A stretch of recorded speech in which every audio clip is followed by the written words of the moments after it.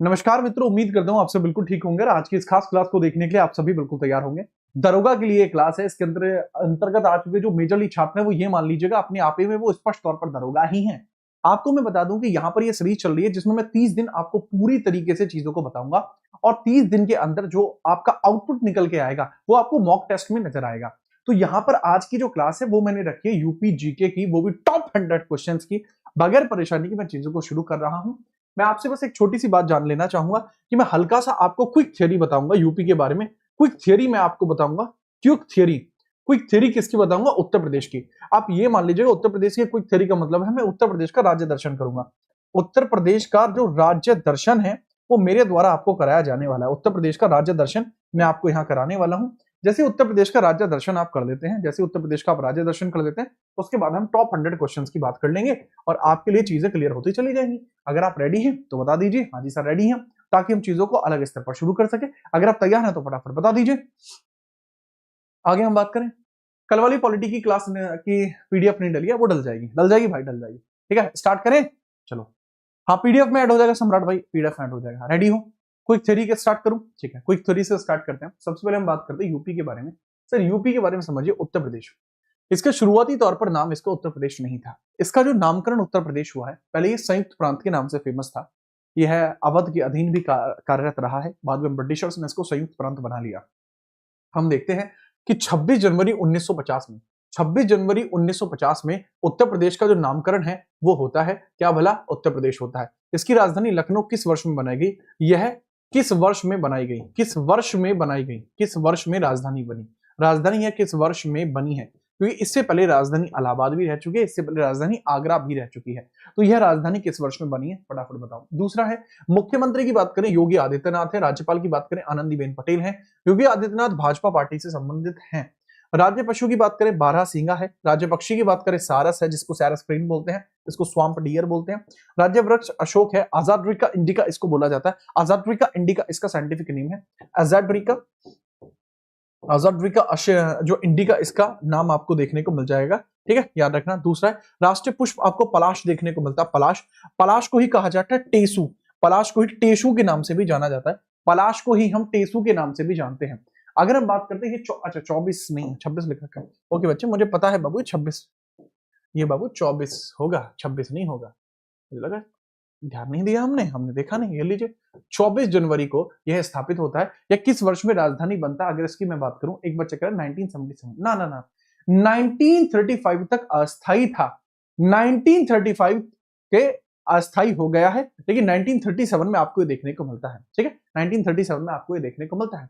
1935 में टेम्परेरी होता है, टेम्परेरी टेम्परेरी आपको देखने को मिलता है, लेकिन उसके बाद यह आपको परमानेंट के बेसिस पर शुरू होता है। 1936-37 के बीच में इसको परमानेंट कर दिया गया। परमानेंट इसको कैपिटल बना दिया जाता है। परमानेंट इसको कैपिटल बना दिया जाता है। ठीक है, यूपी डे कब मनाया जाता है? 24 तारीख को ही यूपी डे भी आपको मनाया जाता है। ठीक बात, ये कुछ पॉइंटर्स आपको पता होनी चाहिए यूपी के बारे में। उत्तर प्रदेश, उम्मीदों का प्रदेश। उत्तर प्रदेश का जो राजकीय चिन्ह है इसमें आपको देखने को मिलता है उत्तर प्रदेश लिखा हुआ मिलता है। यहाँ पर आपको फिश देखने को मिलती है। फिश माने मछली आपको देखने को मिलता है कि फिश, और बीच में आपको धनुष देखने को मिलता है, धनुष टंकार देखने को मिलता है, धनुष। इसको बोलते हैं एरो एंड बो। बो एंड एरो भी आपको देखने को मिलता है। बो एंड एरो भी आपको देखने को मिलता है। जी हाँ, याद रखना। परमानेंट ये 1937 में जाकर ही हुई है। ठीक है, याद रखना। 36 इसी वजह से लिखा जाता है। ओके, कोई समस्या है? नहीं सर, कोई समस्या नहीं है। ठीक है, चलो आगे हम बात करते हैं। उत्तर प्रदेश के क्षेत्रीय विभाजन की बात करते हैं। उत्तर प्रदेश में 75 जिले हैं। डिस्ट्रिक्ट्स की संख्या 75 है। लोकसभा की सीटें 80 हैं। राज्यसभा की सीटें 31 हैं। राज्यसभा की सीटें भी लिख लेना। उत्तर प्रदेश में लोकसभा की सीटें कितनी हैं बच्चे? 80 हैं। राज्यसभा की कितनी है? राज्यसभा की सीटें कितनी है? राज्यसभा की सीटें कितनी है सर? 31 है। विधानसभा की सीटें कितनी है? विधानसभा की सीटें कितनी है? 403 है। 403 है। और विधान परिषद की सीटें कितनी है? 100 है। विधान परिषद 100 आपको देखने को मिल जाएंगी। विधान परिषद की सीटें कितनी देखने को मिल जाएंगी बच्चे? विधान परिषद की 100 सीटें आपको देखने को मिल जाएंगी। कोई समस्या तो नहीं है? नहीं सर, सीटों के बारे में तो हम पूरा जान पाए हैं। ओके, 18 के अंतर्गत अगर हम बात करते हैं, यह हमारे प्रमंडल देखने को मिलते हैं। यानी अगर मैं बात करता हूं कि यूपी के अंदर मंडल कितने हैं, 18 मंडल देखने को मिलते हैं। सबसे नया आपको अलीगढ़ मंडल देखने को मिलता है। ठीक है, चलो नेक्स्ट हम बात करते हैं यूपी की जनसंख्या कितनी? 24 करोड़ है। जनसंख्या लगभग 24 करोड़ है। भारत में सर्वाधिक है और क्षेत्रफल है 2,40,928 किलोमीटर। क्षेत्रफल कितना है? 2,40,928 किलोमीटर क्षेत्रफल आपको देखने को मिल जाएगा। बढ़िया है, मजा आया, खुल के खेल पाए, बहुत बढ़िया। आगे मैं बात कर लेता हूं, पहले इसके बारे में बताइएगा। मेरे ख्याल से कोई समस्या इसमें आपको होनी तो नहीं चाहिए, इसके साथ ही हम चीजों को आगे भी बढ़ाएंगे। ऐसा नहीं है कि इसमें चीजों को यहां छोड़ देंगे। लेजिस्लेटिव असेंबली इसको बोलते हैं। अगला सवाल ये रहा, 18 प्रमंडल की बात करते हैं। सबसे इंपॉर्टेंट है आपका मेरठ प्रमंडल, ठीक है। सबसे अधिक जो जीडीपी में योगदान होता है, पूछ लिया जाता है कई बार कि जीडीपी में सर्वाधिक योगदान किस किस का आपको देखने को मिलता है। सर जी, मेरठ प्रमंडल का जीडीपी में सर्वाधिक योगदान है। यूपी की जीडीपी में मैक्सिमम योगदान इसी का है। मैक्सिमम कंट्रीब्यूशन, मैक्स कंट्रीब्यूशन आपको देखने को मिलेगा। Maximum contribution in UP GDP, UP की जीडीपी में मैक्सिमम कंट्रीब्यूशन आपको इसी का देखने को मिल जाएगा। अगर मैं यूपी के इस वाले हिस्से की बात करता हूं, ठीक है, इस वाले हिस्से की बात करूं, ये जिसको जाना जा रहा है लगभग वेस्टर्न यूपी के तौर पर जिसको जाना जा रहा है, तो वह मेरठ प्रमंडल, जिसमें आपके जिले होते हैं मेरठ, गाजियाबाद, गौतम बुद्ध नगर, हापुड़ और बागपत। सहारनपुर, मुजफ्फरनगर और शामली, ये सहारनपुर प्रमंडल है। यूपी का सबसे लेटेस्ट जो आपका डिस्ट्रिक्ट है वो हापुड़ डिस्ट्रिक्ट है। नेक्स्ट है आपका मुरादाबाद प्रमंडल है। कई बार आपसे पूछ लिया जाता है कि अमरोहा किस प्रमंडल का हिस्सा है? मुरादाबाद का है। मुरादाबाद, रामपुर, बिजनौर, अमरोहा और संभल। बरेली में आपका आता है बरेली, बदायूं, पीलीभीत, शाहजहांपुर। आगरा में आता है आगरा, मथुरा, फिरोजाबाद, मैनपुरी। और अलीगढ़ में आता है अलीगढ़, हाथरस, कासगंज, एटा। ये सारे आपको यहां देखने को मिलते हैं। अलीगढ़ के अंदर आपका अलीगढ़, हाथरस, कासगंज, एटा, ये पांचों आपको देखने को मिल जाते हैं। ठीक है, चलो तो इसके बारे में भी याद रखेंगे, बगैर परेशानी के याद रखोगे, बहुत बढ़िया। नेक्स्ट हम बात करते हैं अगला प्रमंडल। अब की बार मैंने ये वाला प्रमंडल लिया है। अच्छा, मैंने इनको लेने का भी एक तरीका देखा। मैंने पहले सोचा कि चलो इनको ऐसे ही काउंट वाइज कहीं से भी ले लूं, बट नहीं, मैंने इसको एक बड़े स्पेसिफिक तरीके से लिया है। जो यूपी के 4 अलग अलग खंडों के विभाजन के बारे में चर्चा चल रही है ना, तो उसी के बेसिस पर हम इसके ऊपर डिस्कशन कर रहे हैं कि हो सकता है कि यह आपको देखने को मिल सकता है आपका बाहर वाला हिस्सा। चलिए कानपुर प्रमंडल की बात करते हो। इसमें कानपुर देहात, कानपुर नगर, औरैया, फर्रुखाबाद, इटावा, कन्नौज। झांसी में आपका है झांसी, जालौर, ललितपुर, महोबा, हमीरपुर। चित्रकूट में चित्रकूट और बांदा 2 ही हैं। सबसे कम मंडलों के अंतर्गत 2 हैं, वो चित्रकूट में है। प्रयागराज, प्रतापगढ़, कौशाम्बी, फतेहपुर। प्रयागराज में में मिर्जापुर, संत रविदास नगर और सोनभद्र है। और वाराणसी में वाराणसी, चंदौली, गाजीपुर और जौनपुर। गाजीपुर, जौनपुर और आपका चंदौली और वाराणसी, ये आपको सारे इसमें देखने को मिल जाए। ठीक है, आप कहां से ये भी बताइए, आप लोग कहां से, आपका जो डिस्ट्रिक्ट है वो कौन सा है भाई, वो तो बता के चलो। आगे हम बात करते हैं यूपी का, जो आपका ईस्टर्न यूपी जिसको कहा जाता है।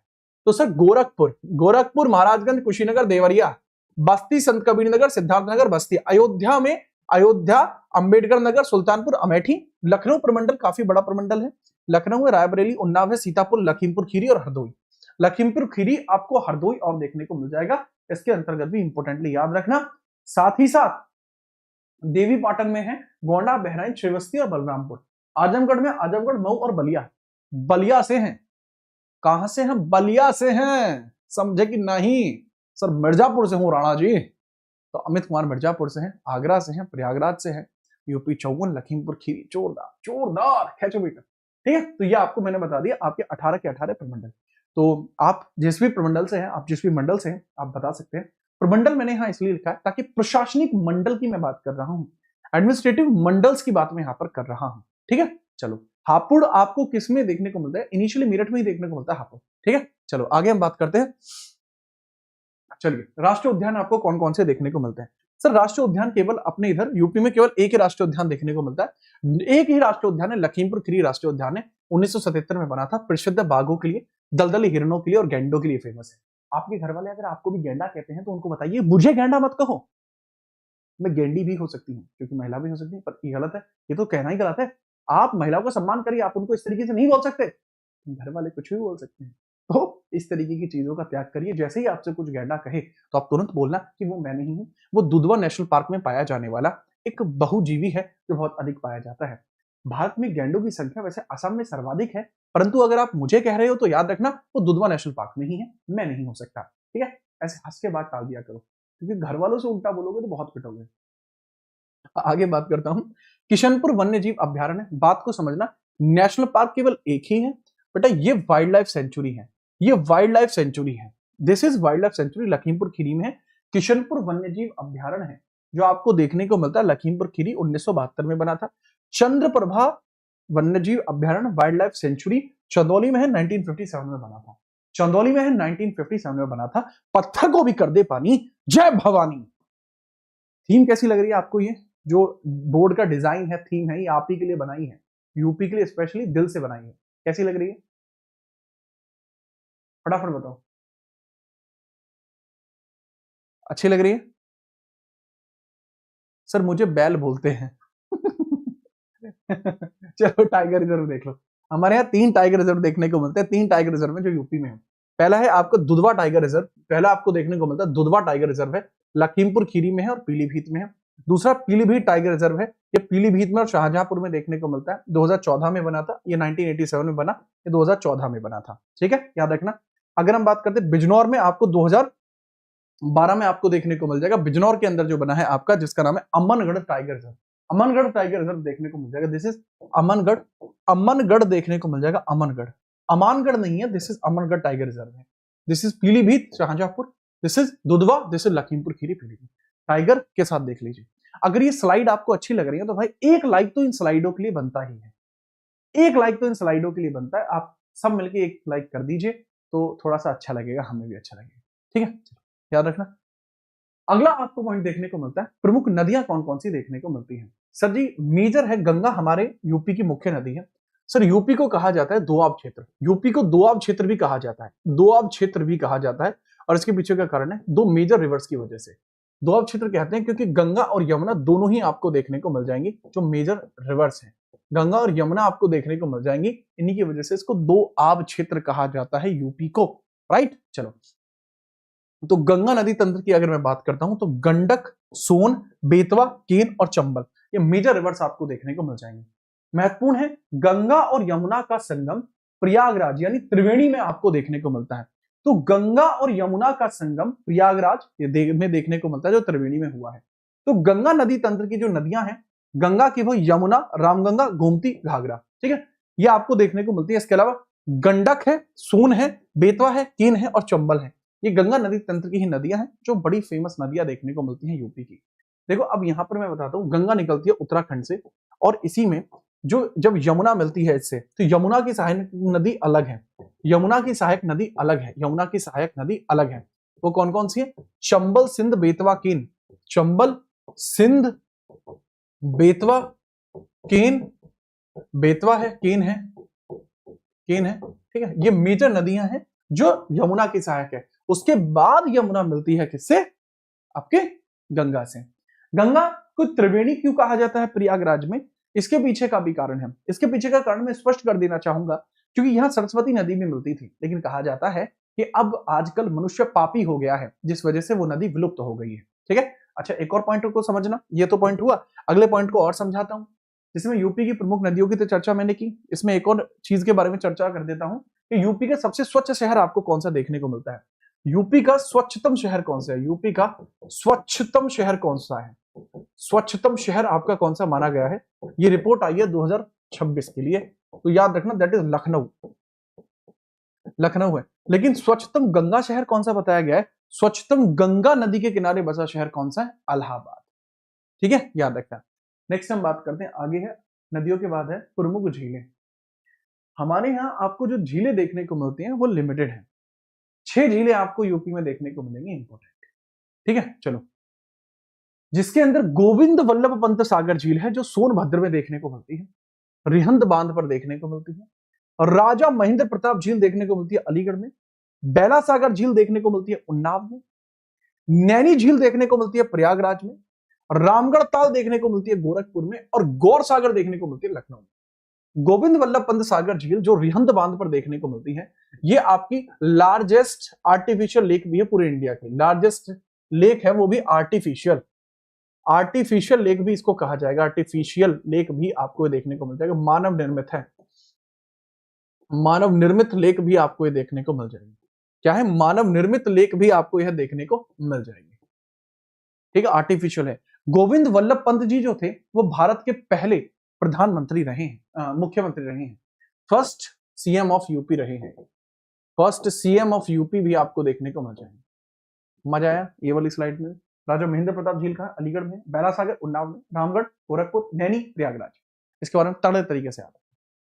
आगे हम बात करें, चलो जी चलो चलो चलो। अगला है बांध और परियोजना। कुछ प्रमुख बांध हैं और कुछ प्रमुख परियोजना। मेजर डैम्स की बात करूं, मेजर डैम्स की बात करता हूं कि कौन कौन से डैम्स आपको देखने को मिलते हैं यूपी में। पहला है रिहंद बांध, सोनभद्र पर है, सबसे बड़ा बांध है और सबसे बड़ी बिजली परियोजना भी यही है। इसी वजह से जो सोनभद्र डिस्ट्रिक्ट है, इसको आपका ऊर्जा शहर के तौर पर भी जाना जाता है। ऊर्जा शहर, एनर्जी सिटी ऑफ यूपी भी इसको कहते हैं। इसी को बोला जाता है एनर्जी सिटी ऑफ यूपी। इसी को energy city of Uttar Pradesh यानी यूपी कहा जाता है। This is known as energy city of UP, ऊर्जा शहर। माता टीला बांध बेतवा नदी पर है, जालौन डिस्ट्रिक्ट में है। राजघाट बांध बेतवा नदी पर है। रामगंगा बांध बिजनौर में है। रामगंगा बांध कहां है? यह बिजनौर में आपको देखने को मिलता है। ठीक है, चलो ये बिजनौर में आपको देखने को मिल जाएगा। प्रमुख नहरें हैं ऊपरी गंगा नहर, शारदा नहर, आगरा नहर। यही फेमस नहरें आपको देखने को मिलती हैं। सबसे बड़ी सिंचाई नहर आपकी शारदा नहर ही है। जो सबसे बड़ी सिंचाई नहर, इंदिरा गांधी नहर आपकी कहां है? तो भैया राजस्थान वाले क्षेत्र में है। ये आपको यहां देखने को मिलती है। ठीक है, याद रखना। आज एक बच्चे का बर्थडे है जिसका नाम है ऋतिक चंद्र कौशिक। ऋतिक चंद्र, आपको आपके जन्मदिवस की हार्दिक शुभकामनाएं। भगवान करे इस बार आपको दरोगा बनने में सफलता मिले और आप अपने पड़ोसियों के सामने डीजे बजाने का जो माहौल है वो क्रिएट कर पाए। आगे हम बात करते हैं प्रमुख मंदिर। काशी विश्वनाथ मंदिर वाराणसी में है। राम जन्मभूमि मंदिर अयोध्या में है। कृष्ण जन्मभूमि मंदिर मथुरा में है और विध्वंसनी देवी मंदिर मिर्जापुर में है। देखो विध्वंस हो रहा है तो मिर्जापुर में ही होगा विध्वंस, तो है, याद रखना। कालीन भैया है। गोरखनाथ मंदिर गोरखपुर में है। बांके बिहारी वृंदावन में है। काल भैरव वाराणसी में है और मंगला गौरी मंदिर गाजीपुर में है। दुर्गा मंदिर वाराणसी में है और हनुमानगढ़ी मंदिर अयोध्या में। तो इन मंदिरों के बारे में भी फेमस तरीके से याद रखना। मेरी दिली इच्छा है कि मैं वाराणसी में जाकर जो आदि शिव है उनके दर्शन कर पाऊं, क्योंकि जो वाराणसी में आपको देखने को मिलेगा जो काल भैरव मंदिर है, इसी के साथ साथ वाराणसी में आपको काशी विश्वनाथ मंदिर देखने को मिलता है। मेरी दिल की इच्छा है कि मैं काशी विश्वनाथ मंदिर को देख पाऊं। और अभी मैं रिसेंटली राम मंदिर के दर्शन के लिए गया था, प्रभु श्री राम जी के दर्शन के लिए। तो वहां पे चीजें इतनी अच्छी सेट थी कि मैं वहां पहुंचा तो जो वहां सिक्योरिटी में लगे हुए थे, यूपी पुलिस में ही कार्यरत थे वो, तो उन्होंने कहा अरे सर मैंने आपको पहचान लिया। मुझे बढ़िया लगा। मैं कुर्ते वगैरह में ही गया था प्रॉपरली, तो मिल गए वो। प्लस उसके साथ फिर वहाँ एक सब इंस्पेक्टर थे, ठीक है, तो वो फिलहाल में सीजीएल के लिए पढ़ रहे थे, बिल्कुल एकदम युवा युवा थे, तो वो भी मुझे जानते थे।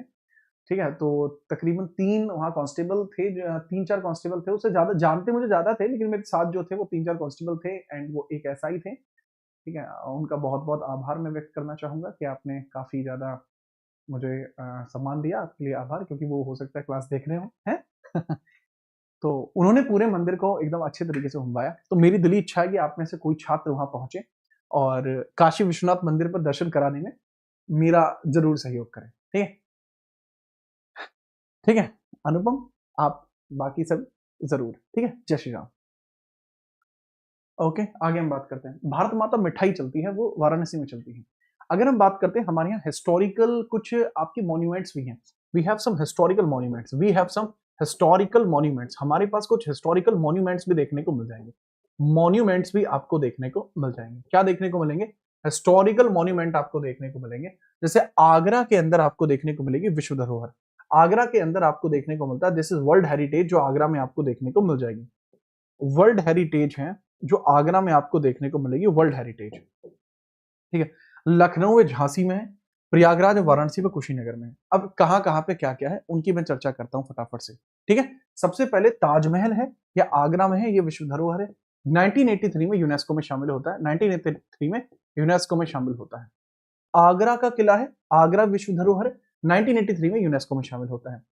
इसको बनाया है शाहजहां ने, इसको बनाया है शाहजहां ने, उस्ताद अहमद लाहौरी के द्वारा इसका आर्किटेक्चरल डिजाइन दिया गया है। आगरा का किला बनाया है अकबर ने। फतेहपुर सीकरी भी बनाया है अकबर ने। फतेहपुर सीकरी को भी अकबर ने ही बनाया, ये भी यूनेस्को के अंदर आपका शामिल है, ये भी यूनेस्को में शामिल आपका है। अब अकबर ने इसको 1569 में बनाना शुरू किया था और 1571 में अकबर ने इसको अपनी राजधानी भी बनाया है, कैपिटल भी अकबर ने इसको बनाया है। चलो, बड़ा इमाम बाड़ा लखनऊ में है। यह आपका जो अवध के ऊपर जो अंतिम नवाब्स बचे हैं उन अंतिम में से जो लास्ट से चौथा नवाब है उसने बनवाया, नाम बताइए फटाफट से। रेजिडेंसी होटल है, लखनऊ में है। झांसी का किला है, झांसी के अंदर।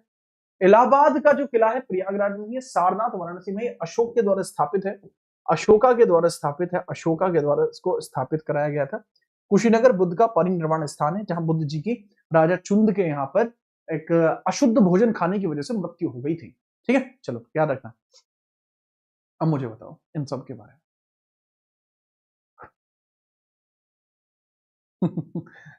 याद रखना। नहीं, उत्तर प्रदेश पुलिस सबसे बड़ी पुलिस नहीं है, सबसे बड़ी पुलिस आपको उत्तर प्रदेश में देखने को नहीं मिलती, चाइना में। ठीक है, बड़ा इमाम बड़ा लखनऊ में रेजिडेंसी है, रेजिडेंसी होटल है बेसिकली। ठीक है, ओके ओके ओके। अशोक का शिलालेख भी आपको देखने को मिलता है सारनाथ में। जो मेरी स्लाइडों के कॉर्नर पे आपको देखने को मिलता है सत्यमेव जयते, उसके ऊपर जो सिंह का स्तंभ है वो अशोक के ही स्तंभ का मैं प्रयोग कर रहा होता हूं हमेशा से ही। आसफुद्दौला के द्वारा बनवाया, वाजीवा। बड़ा इमाम बड़ा किसने बनाया? आसफुद्दौला ने बनवाया है, आसफउद्दौला ने बनवाया है, आसफउद्दौला। चलो लोक नृत्य की बात कर लेते हैं, वाजीवा मजा आया। लोक नृत्य की बात कर लेते हैं, लोक नृत्य भी चलते हैं यूपी के अंदर। पहला चलता है कथक, ये हमारा क्लासिकल डांस है, शास्त्रीय नृत्य है। कथक क्या है? Kathak is a classical dance. ये आपको क्लासिकल डांस देखने को मिलता है। Kathak is a classical dance जो यूपी में होता है। रासलीला मथुरा वृंदावन में है। चरकुला डांस आपको ब्रज क्षेत्र में देखने को मिलता है। चरकुला डांस आपको कहां देखने को मिलता है? ब्रज क्षेत्र में आपको देखने को मिलता है। नेक्स्ट है नौटंकी, आपको देखने को मिलता है यूपी में है नौटंकी। नौटंकी आपको यूपी में देखने को मिलती है, खूब तड़ी नौटंकी करते हैं। कजरी आपको देखने को मिलता है, कजरा रे तेरे कारे कारे गोरे गोरे नैना। ठीक है, और ये भी आपको देखने को मिलते हैं। नेक्स्ट थाली नृत्य है आपका, यूपी में देखने को मिलता है। छोलिया नृत्य है, यूपी में देखने को मिलता है। These are major dances. लेकिन अगर मैं कथक की बात करता हूं तो ये नॉर्थ इंडिया का डांस है, ना कि यूपी का। नॉर्थ इंडिया का क्यों है सर जी? उत्तर भारत का ही क्यों है? क्योंकि कई जगह होता है, कानपुर घराना, जयपुर घराना और आपका कई सारे अलग अलग घराने आपको देखने को मिलते हैं। ठीक है, याद रखना, ये नॉर्थ इंडिया का, ना कि यूपी का। यह जयपुर घराने में होता है, यह आपके कानपुर घराने में होता है, यह आपको देखने को मिलता है आपके लखनऊ घराने में देखने को मिलता है।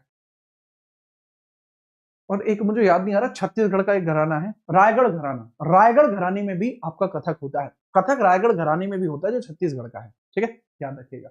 कुंभ मेला प्रयागराज में हर 12 साल में लगता है। राम बारात अयोध्या में आती है। होली मथुरा वृंदावन की फेमस है, और देव दिवाली वाराणसी की है। After 10 days of Diwali, after 10 days of Diwali, days of Diwali, Diwali के 10 दिनों के बाद आपकी मनाई जाती है। दिवाली के 10 दिनों के बाद आपकी मनाई जाती है देव दिवाली। ठीक है, देव दिवाली 10 दिनों के बाद मनाई जाती है। ठीक है, चलो। अच्छा।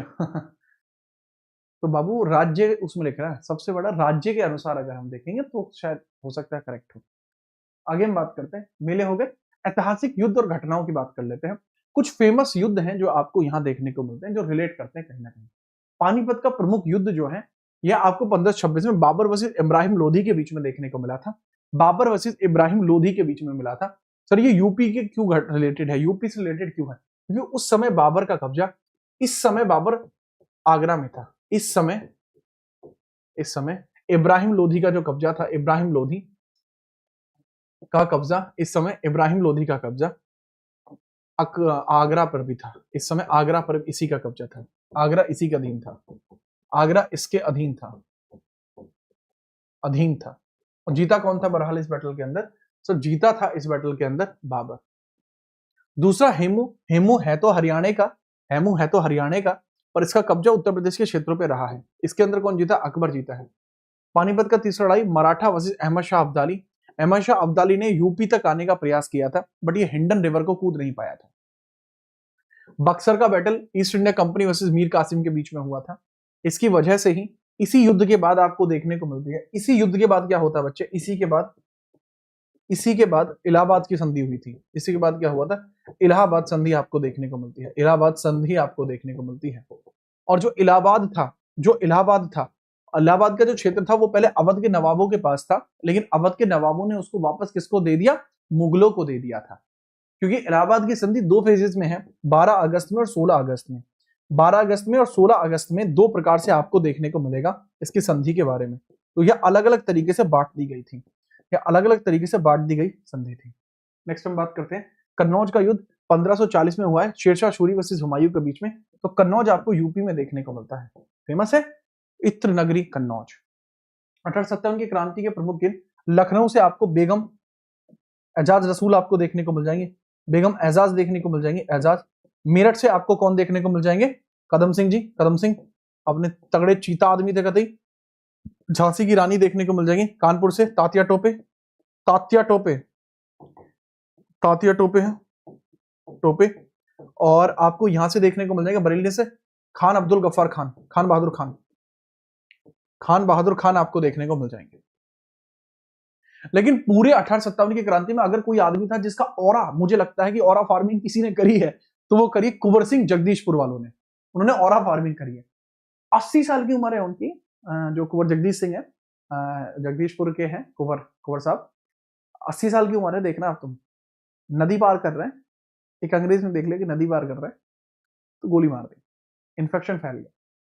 ठीक है, तो उन्होंने था कि हाथ काटना पड़ेगा, तो उन्होंने हाथ काट दिया, फिर युद्ध लड़ा। याद रखना, ये जलवा था उनकी। ऑरा फार्मिंग करी है तो उन्होंने ही करी है। ठीक है, चलो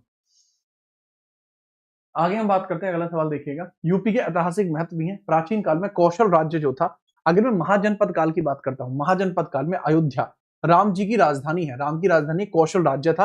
प्रभु श्री राम, जो श्री राम जी हैं, श्री राम जी आपको देखने को मिलते हैं, श्री राम, इनको अयोध्या देखने को मिलता है, इनका अपना हिस्सा है। मगध साम्राज्य का हिस्सा भी यूपी रहा है। काष्टी प्राचीन शिक्षा केंद्र था, सबसे एंशिएंट सिटी इसी को कंसीडर किया जाता है। ठीक है, याद रखना। स्वतंत्र संग्राम में रानी लक्ष्मीबाई झांसी से बेगम हजरत महल आपकी लखनऊ से, हजरत की जगह, अरे एजाज लिख दिया मैंने, अरे आई एम सॉरी, ये बेगम हजरत है, हजरत मैंने एजाज लिख दिया है, हजरत। बेगम हजरत महल आपको लखनऊ में है। मंगल पांडे मेरठ 1857 क्रांति की शुरुआत के लिए जाने जाते हैं। लेकिन मंगल पांडे जी क्यों रिलेटेड है, यहां से बताता हूं। मंगल पांडे जी ऐसे रिलेटेड है क्योंकि इनका जो जन्म होता है वो बलिया में हुआ है। इनका जन्म बलिया में हुआ है। अच्छा, मंगल पांडे जी ने 2 ब्रिटिशर्स का कत्ल किया था। कब किया था? 29 मार्च में। इन्होंने जनरल बॉग की, लेफ्टिनेंट बॉग की और यसी की, ठीक है, लेफ्टिनेंट बॉग और यसी की हत्या करी है। दादा मंगल पांडे, बलिया है इनका जन्म। अगर चंद्रशेखर आजाद की बात करते हैं, ये इलाहाबाद प्रयागराज के अंदर काफी रहे हैं। लेकिन इनके बारे में दूसरे फैक्ट आपको देखने पड़ेंगे, इनके बारे में दूसरा फैक्ट देखने पड़ेगा, ये वाला फैक्ट से काम नहीं पड़ेगा। इनकी एजुकेशन बीएचयू में हुई है, एजुकेशन इनकी बीएचयू में हुई है। इनका अरेस्ट भी पहली बार यहीं हुआ था। इनकी शिक्षा बीएचयू में हुई है, बनारस हिंदू यूनिवर्सिटी में इनकी एजुकेशन हुई है। आजाद जी का जो जन्म हुआ है, चंद्रशेखर तिवारी जी का जो जन्म हुआ है, वो भवरा एमपी में हुआ था, भवरा मध्य प्रदेश में हुआ था, वो भी 1906 में। ठीक है, याद रखेंगे। देखो मैं तो बहुत तगड़े लेवल पे बताता हूं। ठीक है, चलो आगे हम बात करते हैं। प्रमुख व्यक्तित्व जवाहरलाल नेहरू, इंदिरा गांधी, राजीव गांधी, अटल बिहारी वाजपेयी, ये सब यूपी से रिलेट करते हैं। इसमें आप मेरा नाम भी चाहे तो ऐड कर सकते हैं, प्रमुख व्यक्तित्व हूं, मैं भी वहीं से हूं। चाहे तो आप मेरा नाम भी यहाँ पे लिख सकते हैं। ठीक है, आप चाहे तो मेरा नाम भी आपका यहाँ पे लिख सकते हैं। ठीक है, ये लीजिए, मैं भी यूपी से ही हूं, और अपना नाम भी इसके नीचे डाल देना। आप भी मेरी नजरों में प्रमुख व्यक्तित्वों में ही आते हैं, आप भी मेरी नजरों में प्रमुख व्यक्तित्वों में ही आते हैं। अपना नाम भी डाल देना इसमें। मदन मोहन वाल्वे भी आपको देखने को मिलेंगे। अगर बनारस हिंदू यूनिवर्सिटी की बात करता हूं, तो 1916 में बीएचयू की एस्टैब्लिशमेंट होती है। 1915 और 16 के बीच में बीएचयू की स्थापना होती है। और कौन करती है? एनी बेसेंट और साथ में Madan Mohan Malviya. Any plus Madan Mohan Malviya, MMM, Madan Mohan Malviya, ये साथ में मिलकर ही बीएचयू की स्थापना करते हैं। 1905 के कांग्रेस का सेशन यूपी में हुआ था, उसकी अध्यक्षता किसने करी थी? गोपाल कृष्ण गोखले जी के जी, याद रखना। ठीक है, याद रखना। अब हम क्वेश्चंस की शुरुआत करेंगे। मैंने एक बेसिक डिटेल आपको यूपी के बारे में बता दी कि यूपी में क्या क्या कुछ दबदबा रहा है। इसके अलावा यूपी में 1 डिस्ट्रिक्ट 1 प्रोडक्ट जैसी योजनाएं चलाई गई हैं। ठीक है, 19, अरे यार एक वर्ष लिख लिया तो ये लो, एक वर्ष लिखनी तो 1916 लिखो। अगर आप कुछ समझना चाहते हो, जैसे 1 डिस्ट्रिक्ट 1 प्रोडक्ट जैसी प्रभावशाली योजनाएं भी यहाँ पर चलाई गई हैं, तो अगर मैं उनके बारे में चर्चा करता हूँ तो समझिएगा। आप जब अपने खुद के चैनल जीताना जीएस पर जाएंगे तो यहाँ आपको कुछ चीजें देखने को मिलेंगी वीडियोस के सेक्शन में। वीडियोस के लाइव के सेक्शन में आप आना, तो यहाँ आपकी जैसे आज तो रात को तो मॉक चलेगा ही चलेगा। कल मैंने कॉन्स्टिट्यूशन के सारे आर्टिकल लिए थे, आर्टिकल 1 से लेकर 395। ठीक है, उससे पहले अगर आप देखेंगे महत्वपूर्ण योजनाएं मैंने ली हैं, बहुत जरूरी है। इसके पहले आप वीडियोस के सेक्शन में आएंगे तो यूपी के लिए मैं आपकी बहुत ही तगड़ी वीडियो मैंने आपकी डाली थी, 1 डिस्ट्रिक्ट 1 प्रोडक्ट, उसको जरूर देखना, बहुत अच्छी वीडियो, यूपी की जीके की बड़ी अच्छी वीडियो। ठीक है, तो आपको कोई भी टॉपिक सर्च करना है ना, उसके बाद मेरा नाम डाल देना, ठीक है, तो आपको पता लग जाएगा अच्छे टॉपिक्स। अब मैं क्वेश्चंस की बात करता हूं, लेकिन मैं चाहूंगा कि एक बार आप मुझे बता दें कि yes sir we are ready for question. आप लिख दीजिए, क्वेश्चंस लिख दीजिए, फिर मैं भौकाल मचा, ठीक है। ये स्लाइड्स आपको आपके अपने टेलीग्राम चैनल जीतना जीएस पर उपलब्ध हो जाएंगी, वहां से आप इनको डाउनलोड कर सकते हैं। एक बच्चा एएसआई के पेपर से अनफिट हो गया है, जैसे कि मेरी सांत्वनाएं आपके साथ है और उम्मीद करता हूं कि भगवान ने कुछ सोचकर आपको सब इंस्पेक्टर के लिए चुना है। भगवान चाहते हैं कि तुम्हारे कंधे पे 2 सितारे हो, भौकाल हो। लीजिए पहला सवाल, देखो सवाल यूपीपीएससी स्टेट एग्रीकल्चर सर्विस 2023 में आया है, यूपीपीएससी मेंस 2015 में, और यूपीपीएससी एसी एफ और एआरओ मेंस पेपर 2019 में है। मतलब कुछ अच्छा ही सवाल है आपका, ठीक है। चलो नेक्स्ट है, हम निम्नलिखित में से उत्तर प्रदेश का कौन सा जनपद 4 जिलों की सीमाएं स्पर्श करता है, बताइए। क्या वो मिर्जापुर है, सोनभद्र है? Sir energy city of India जिसको कहा जाता है, एनर्जी सिटी ऑफ यूपी जिसको कहा जाता है, यूपी कहा जाता है सोनभद्र। सोनभद्र आपका लगता है, सोनभद्र आपका डिस्ट्रिक्ट है, टच करता है मध्य प्रदेश, छत्तीसगढ़, झारखंड और बिहार को। मध्य प्रदेश, छत्तीसगढ़, झारखंड और बिहार को टच करता है। मध्य प्रदेश, झारखंड, झारखंड, छत्तीसगढ़ और बिहार को टच करता है। छत्तीसगढ़ और बिहार को यह टच करता है, 4 राज्यों को टच करता है। मिर्जापुर की अगर मैं बात करूं, कालीन के लिए फेमस है मिर्जापुर। मिर्जापुर किस लिए फेमस है? दिस इज फेमस फॉर कालीन। ये फेमस है कालीन के लिए, फेमस फॉर कारपेट्स, कारपेट्स के लिए फेमस है। जो वन डिस्ट्रिक्ट वन प्रोडक्ट है कारपेट का, वो आपको देखने को मिल जाएगा, ठीक है। बलिया फेमस है किसके लिए? सर मंगल पांडे जी के जन्म के लिए फेमस है।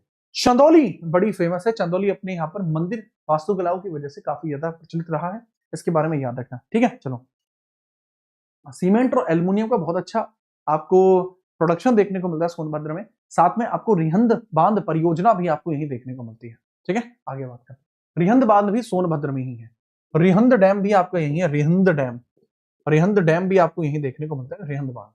अगला सवाल ये रहा, नोएडा उत्तर प्रदेश किस जिले के अंतर्गत आता है? दूसरे नंबर का सवाल। सर क्या ऐसा सवाल आता है? देखो यूपी पुलिस कांस्टेबल री एग्जाम 23/8/2024 की शिफ्ट पहली में है, यूपी पीएससी आरओ एआरओ 2017 में है, तो ऐसे सवाल आ जाते हैं। नोएडा उत्तर प्रदेश के किस जिले के अंतर्गत आता है? ऐसे महालल्लू सवाल भी आएंगे, मैंने कब कहा कि नहीं आएंगे, फटाफट बताएं। देखो इसकी फुल फॉर्म क्या है, new Okhla industrial development area. New Okhla, new Okhla, new Okhla industrial development area, industrial industrial development area, development area, development area इसको कहा जाएगा, डेवलपमेंट एरिया इसको कहा जाएगा, new Okhla industrial development area इसको कहा जाएगा। और ये किसके अधीन आता है? सर यह आपका आता है गौतम बुद्ध नगर के अधीन, जीबी नगर गौतम बुद्ध नगर के अधीन आता है। लो जी अगला सवाल है, उत्तर प्रदेश के राज्य पुष्प का नाम बताइए। सर राज्य पुष्प का नाम है पलाश, ये भी आपको री एग्जाम वगैरह में देखने को मिला है, पलाश आपको देखने को मिल जाएगा।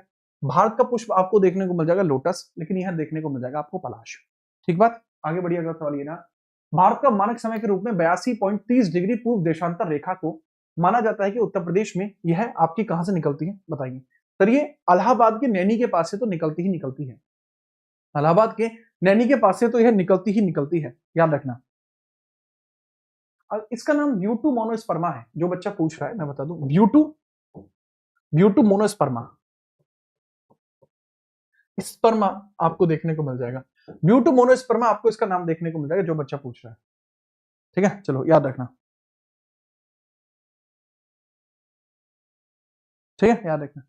अच्छा एक सीजीएल में भी क्वेश्चन आया था इससे रिलेटेड, बताओ क्या था? सीजीएल में क्वेश्चन आया था कि जंगल की आग किस फूल को कहा जाता है? जंगल की आग किसे कहा जाता है? जंगल की आग, बेटा जंगल की आग भी पलाश को ही बोलते हैं, टेसू भी इसी को बोलते हैं, और जंगल की आग भी इसी को बोलते हैं। जंगल की आग भी इसी को बोला जाएगा, जंगल की आग भी इसी को बोला जाएगा, याद रखना। ये हो गया। अब बताइए इसके बारे में, भारत के मानक समय के रूप में 82 डिग्री 30 मिनट पूर्व देशांतर रेखा को माना जाता है, जो उत्तर प्रदेश में कहां से होकर निकलती है? फिर मिर्जापुर से होकर निकलती है। कहां से निकलती है?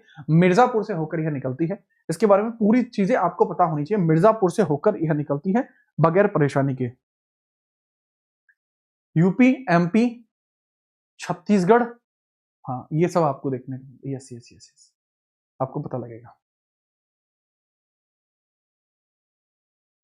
एक देशांतर में अंतर कितना होता है? 4 डिग्री का अंतर आपको देखने को मिलता है, बहुत सिंपल हो जाएगा, यह आपको यहां से होकर निकलते हैं। निम्नलिखित में से कौन सा एक उत्तर प्रदेश के तथ्यों के बारे में बेमेल है? राज्य का वृक्ष अशोक है, राज्य का पक्षी सारस है, राज्य का फूल पलाश है, राज्य का पशु नीलगाय है। पूछा है, ये एआरओ का पेपर है 2021 वाला, बताओ कौन सा एक आपका बीमेल है, कौन सा एक आपको बीमेल आपको देखने को मिल जाएगा, कौन सा एक आपको बीमेल देखने को मिल जाएगा, फटाफट बताइए।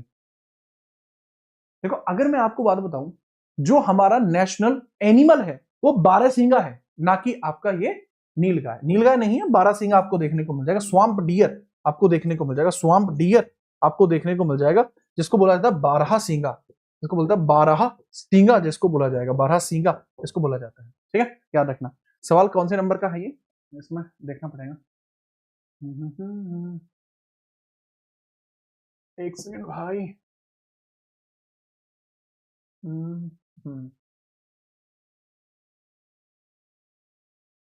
एक सेकंड, एक सेकंड। ओके, 15 हटाने पड़ेंगे। ये 6वें नंबर का सवाल है, ऐसे नोट करना पड़ेगा। निम्नलिखित में से कौन सा शहर गोमती नदी के तट पर है? सर जो लखनऊ है वो गोमती नदी के तट पर है।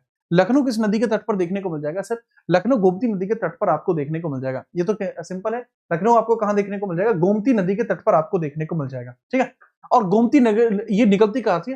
फुहार झील से आपको देखने को मिल जाएगी। सर फुलहर झील जो गोमट टाल है, फुलहर झील गोमट टाल से निकलती है। गोमती कहां से निकलती है? फुलहर झील से निकलती है, फुलहर झील से निकलती है, फुलहर झील से निकलती है, जो आपको देखने को मिलती है गोमट टाल में देखने को मिलती है, गोमत टाल में देखने को मिलती है। गोमत टाल, गोमट टाल में देखने को मिलती है, गोमट टाल में से निकलती है फुलहर झील। ये कहा? पीलीभीत में है। तो पीलीभीत के अंदर जो आपको देखने को मिलती है फुलहर झील, वहां से होकर ये निकलती है सीधी और गंगा नदी में मिल जाती है। कहा? गाजीपुर में जाकर, या गाजीपुर में गंगा नदी से मिलती है। गोमती कहां? गाजीपुर में गंगा नदी से मिलती है। गाजीपुर पहुंची और कहां से मीट करेगी? मीट गंगा गंगा नदी से मिल जाती है। सिंपल सी बात हुई। Yes sir. लखीमपुर खीरी में ही हमारा नेशनल पार्क, आपको दुधवा नेशनल पार्क देखने को मिल जाएगा। अयोध्या श्री राम जन्मभूमि जी के लिए बड़ी फेमस है। जौनपुर बड़ा फेमस है, जौनपुर बड़ा फेमस है किस चीज के लिए? जौनपुर आपको देखने को मिल जाएगा। जौनपुर आपका जो क्षेत्र है यह आपको जो है मिर्जापुर के समीप में देखने को मिल जाएगा। बात खत्म। और क्या है? 7वें नंबर का सवाल आप मुझे बताइए, कौन सी गुफाएं उत्तर प्रदेश में स्थित है? भीमबेटका एमपी में है, ठीक है, बादामी कर्नाटक में है, गुप्त गोदावरी गुफा या बाग की केव्स है। आपको पूछा जा रहा है यूपी में आपकी कौन सी केव बड़ी फेमस है?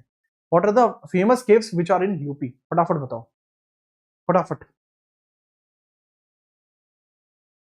देखो जहां तक मुझे याद है बाग केव्स जो है बच्चे ये भी एमपी में है, बाग की केव्स भी आपके मध्य प्रदेश में है, भीमबेटका केव्स भी आपके मध्य प्रदेश में है, बादामी केव्स कर्नाटक में है, और आपकी जो गुप्त गोदावरी केव्स हैं ये आपको यूपी में देखने को मिलती हैं। ये भी इलाहाबाद हाईकोर्ट एआरओ में पूछा गया था। खागे ना मात, यही गलती कर जाओगे आप। Correct answer would be D, गुप्त गोदावरी। 8वां सवाल, उत्तर प्रदेश के दक्षिण भाग पर सबसे ऊंची पहाड़ी कौन सी है? उत्तर प्रदेश के दक्षिण भाग पर सबसे ऊंची पहाड़ी कौन सी है? उत्तर प्रदेश के उत्तर पश्चिम दक्षिण की बात करते हैं, फटाफट मुझे बताएं कौन कौन से क्षेत्र आपको देखने को मिल जाएंगे।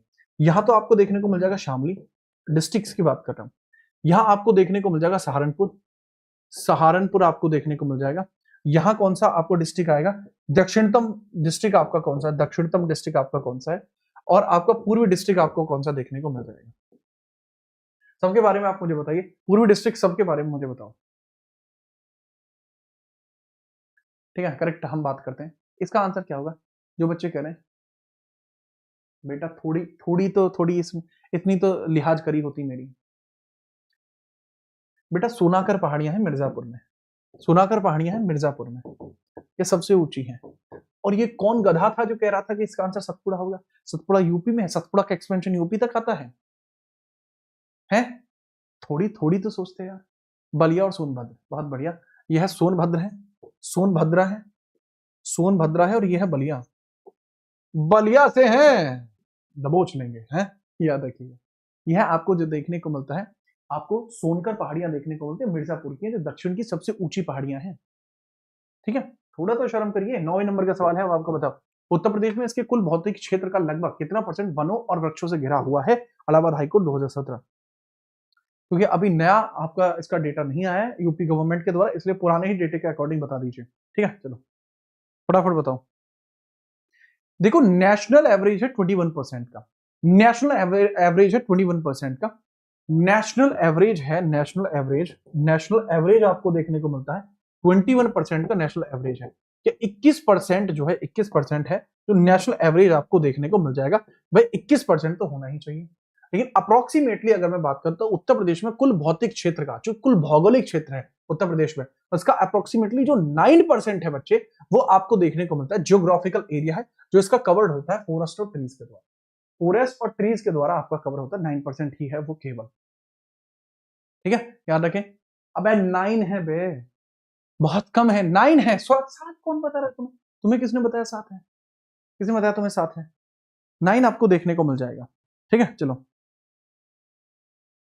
बाबू 9.18 और है। अगर तुम मुझसे नंबरों में मत खेले करो, मुझसे बहुत बार मैंने करी है। जय हो भृगु महाराज की। लीजिए, निम्नलिखित में से कौन सा उत्तर प्रदेश का उच्चतम बिंदु है? बताइए, highest peak of Uttar Pradesh. Geography खूब पढ़ी है जी तुमने, खूब पढ़ी है ज्योग्राफी। इस क्लास को पेपर से पहले लगा के चले जाना, पेपर में सवाल यहीं से फंस जाएंगे। ठीक है, चलो आगे हम बात करते हैं। करेक्टली हम बात करते हैं कि आपको निम्नलिखित में से कौन सा उत्तर प्रदेश का उच्चतम बिंदु आपको देखने को मिल जाएगा। फटाफट बताओ। अमसोट चोटी जो आपको देखने को मिलेगी, अमसोट चोटी, अमसोट चोटी आपको देखने को मिल जाएगी, सबसे ऊंची देखने को मिल जाएगी।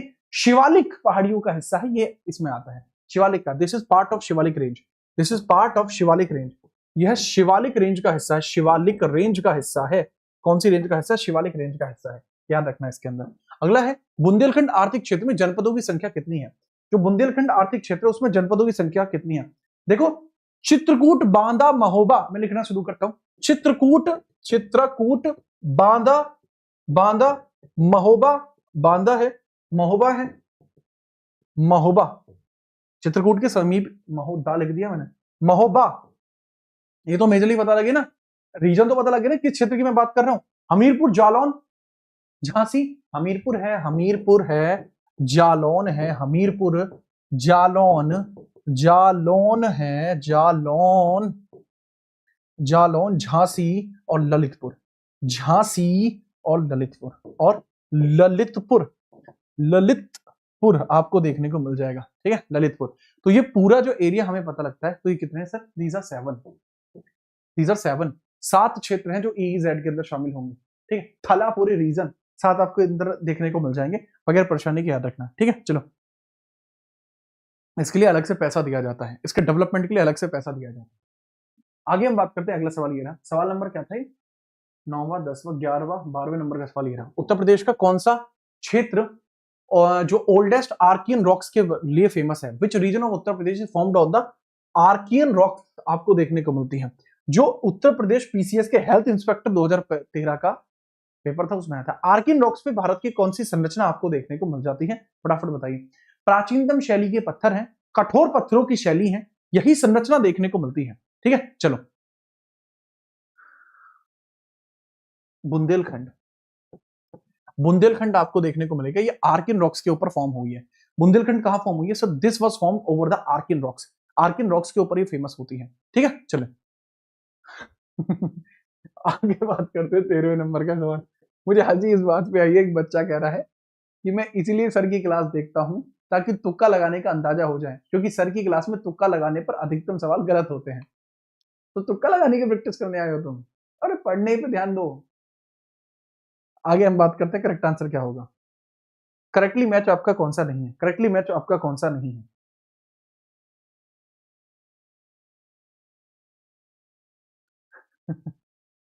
चलो मैं बात करता हूँ। फॉरेस्ट कवर्ड एरिया के बारे में बात कर रहे हैं, कौन सा करेक्टली मैच नहीं है उसकी हम बात करते हैं। लखीमपुर खीरी सबसे बड़ा डिस्ट्रिक्ट है, सबसे बड़ा डिस्ट्रिक्ट है, ओके, सबसे बड़ा डिस्ट्रिक्ट है, बड़ा डिस्ट्रिक्ट। सबसे छोटा डिस्ट्रिक्ट कौन सा है? सबसे छोटा डिस्ट्रिक्ट कौन सा है? शामली है क्या सबसे छोटा डिस्ट्रिक्ट? है शामली है क्या? बताना। दूसरा है सोनभद्र, अधिकतम वनाच्छादित है, सबसे ज्यादा सोनभद्र में ही है, बिल्कुल है, ये भी सही है। सीतापुर न्यूनतम भौगोलिक क्षेत्रफल वाला नहीं है। संत रविदास नगर, हाँ ये है जो काफी ज्यादा, इसके अंदर वन आपको देखने को नहीं मिलते। अगर मैं बात करता हूं ऐसे कौन सा एरिया है जो यूपी का जो मिनिमम ज्योग्राफिकल एरिया लेता है, सबसे कम जो क्षेत्रफल आपको देखने को मिलता है वो किसका है? हापुड़ का है, 660 किलोमीटर स्क्वायर। हापुड़ है, हापुड़, सीतापुर नहीं है। मिनिमम ज्योग्राफिकल एरिया हापुड़ में है, हापुड़ में है, हापुड़ से ऊपर है शामली। 14वें नंबर का सवाल बताइए, उत्तर प्रदेश में किस प्रकार की जलवायु है? ये तो बता दोगे। उत्तर प्रदेश की जलवायु के बारे में तो बता दोगे, इसमें तो कोई समस्या नहीं होगी। देखो 1000 mm तक बारिश अपने यहाँ हो जाती है आराम से, 1000 मिलीमीटर तक बारिश अपने यहाँ आराम से हो जाती है, 1000 मिलीमीटर तक बारिश अपने यहाँ हो जाती है। इतनी बारिश वर्षा हमारे यहाँ आसानी से हो जाती है। उस हिसाब से बात करूं तो जो ट्रॉपिकल मानसून है, उष्णकटिबंधीय मानसून आपको हमारे यहाँ देखने को मिल जाएगा। कौन सा? उष्णकटिबंधीय मानसून आपको हमारे यहाँ देखने को मिल जाएगा। इस बारे में बहुत तगड़े तरीके से आप याद रखेंगे, ठीक है? कोई समस्या आपको नहीं होनी चाहिए, कोई भी समस्या आपको नहीं होनी चाहिए। समझ में आया कॉन्सेप्ट? खुल के खेल रहे हो? खुल के खेलो। अगला सवाल ये रहा 14वें के बाद 15वां। उत्तर प्रदेश में प्रमुखतः किस प्रकार की मिट्टी पाई जाती है? मेजरली किस प्रकार की मिट्टी है जो यूपी में पाई जाती है? यूपी में किस प्रकार की मिट्टी मेजरली आपकी पाई जाती है, इसके बारे में बताइए। अच्छा, आपसे एक और विशेष आग्रह यार, अगर आप सबके सब जितने भी क्लास में मौजूद हो, अगर आपको शुरुआत से लेकर अब तक क्लास अच्छी लगी है, आपके लिए क्वेश्चंस अच्छे हैं, एफर्ट हमारा अच्छा है, तो मैं यार इंडिविजुअली काम कर पा रहा हूँ आप लोगों के लिए। मेरा तो मन है कि मैं आपके लिए बाकी सब्जेक्टों में भी काम करूँ, पर क्या करूँ, आप लोग ही एक्सेप्ट नहीं करेंगे, वरना पता लग रही है कल मैं आके आपको यहाँ पर टेलर थ्योरम समझा दूं है मैथ की। तो मैं जितना प्रयास आपका कर रहा हूँ उसमें कम से कम आपको लाइक भी करना चाहिए। एक तरफा लाइक आप कर दीजिए, माहौल बन जाएगा। अगर हम बात करते हैं किस प्रकार की मिट्टी पाई जाती है, बांगर या पुरानी जलोढ़, बांगर और खादर जलोढ़ मिट्टी होती है। एलोवियल दो प्रकार की है, बांगर और खादर, बांगर और खादर, बांगर और खादर आपको देखने को मिलती है। एक और बात कही जाती है बी फॉर बासी, बासी मतलब पुरानी जलोढ़ है, ये पुरानी मिट्टी है जलोढ़, ये नई जलोढ़ मिट्टी कहलाती है खादर, ठीक है, याद रखना, नई खादर मिट्टी आपकी कहलाती है, ठीक है। चलिए आगे हम बात करते हैं 15वें के बाद 16वें नंबर का सवाल है। अगला सवाल है उत्तर प्रदेश के बुंदेलखंड में उच्चतम और औसत तापमान इस तथ्य के कारण है कि यह किसके निकट स्थित है, बताइए। The highest average temperature in Bundelkhand of Uttar Pradesh is due to the fact that it is located near which. जो हाईएस्ट एवरेज टेम्परेचर है वो बुंदेलखंड में देखने को मिलता है उत्तर प्रदेश में। इसके पीछे का कारण क्या है? बुंदेलखंड में सबसे ज्यादा टेम्परेचर आपको देखने को मिलेगा, उत्तर प्रदेश के अंदर सबसे ज्यादा टेम्परेचर बुंदेलखंड में। इसके पीछे का कारण क्या है बेटा? 45 से 48 डिग्री तक टेम्परेचर इधर पहुंच जाता है, 45 से 48 डिग्री तक टेम्परेचर इधर जाता है, 45 से 48 डिग्री टेम्परेचर पहुंच जाएगा, 48 डिग्री सेंटीग्रेड तक आपका टेम्परेचर चला जाता है। इसके पीछे का कारण क्या है? अगर मैं बात करूं तो बुंदेलखंड क्षेत्र का, यहां पर रीजन क्या है? बहुत बहुत लॉजिकल रीजन बताना इसका, बहुत दिमाग लगा के लॉजिकल रीजन बताना। सर ये कर्क रेखा के समीप है। कर्क रेखा कहां होती है? अगर आप ग्लोब पर जाएंगे तो यह आपकी भूमध्य रेखा है, ठीक है, आपकी मेडिटेरेनियन लाइन होगी, भूमध्य रेखा होगी, उसके ऊपर 23.5 डिग्री, 23.5 डिग्री की हम बात करते हैं, ऊपर जाएंगे। भारत का विस्तार कहां से शुरू होता है? 8 डिग्री 4 मिनट से लेकर 34 डिग्री 6 मिनट तक आपका शुरू होता है। तो यह भूमध्य रेखा के बाद जो कैप्रिकॉन है हमारी, जिसको कर्क रेखा, उसके नजदीक है, और इसी वजह से इसमें समस्या है कि ये कर्क रेखा के पास है, इसलिए गर्मी इस पे होती है। कर्क रेखा के जो पास है, कर्क रेखा भारत में से 8 राज्यों से होकर गुजरती है, इस वजह से यहाँ पर आपको देखने को मिलता है गर्मी गर्मी रहती है, ठीक है। इसके बारे में थोड़ा सा याद रखना। ओके, चलो अगला सवाल ये रहा 17वें नंबर का है। बताइए उत्तर प्रदेश के संदर्भ में निम्नलिखित कथनों पर विचार करिए, कौन सा सही है। उत्तर प्रदेश 9 आर्थिक क्षेत्रों में बटा है, इसके 9 इकोनॉमिक जोन है, 11 इसके अंदर एग्रीकल्चर जोन देखने को मिलते हैं, 11 एग्रीकल्चर जोन आपको देखने को मिलते हैं। फटाफट बताओ क्या है कि सर 11 एग्रीकल्चर जोन आपको देखने को मिलते हैं। बहुत बढ़िया, क्या ही बात कह रही है। इस तरीके के सवालों के लिए हम जाने जाते हैं, काफी लंबे समय से जाने जाते हैं।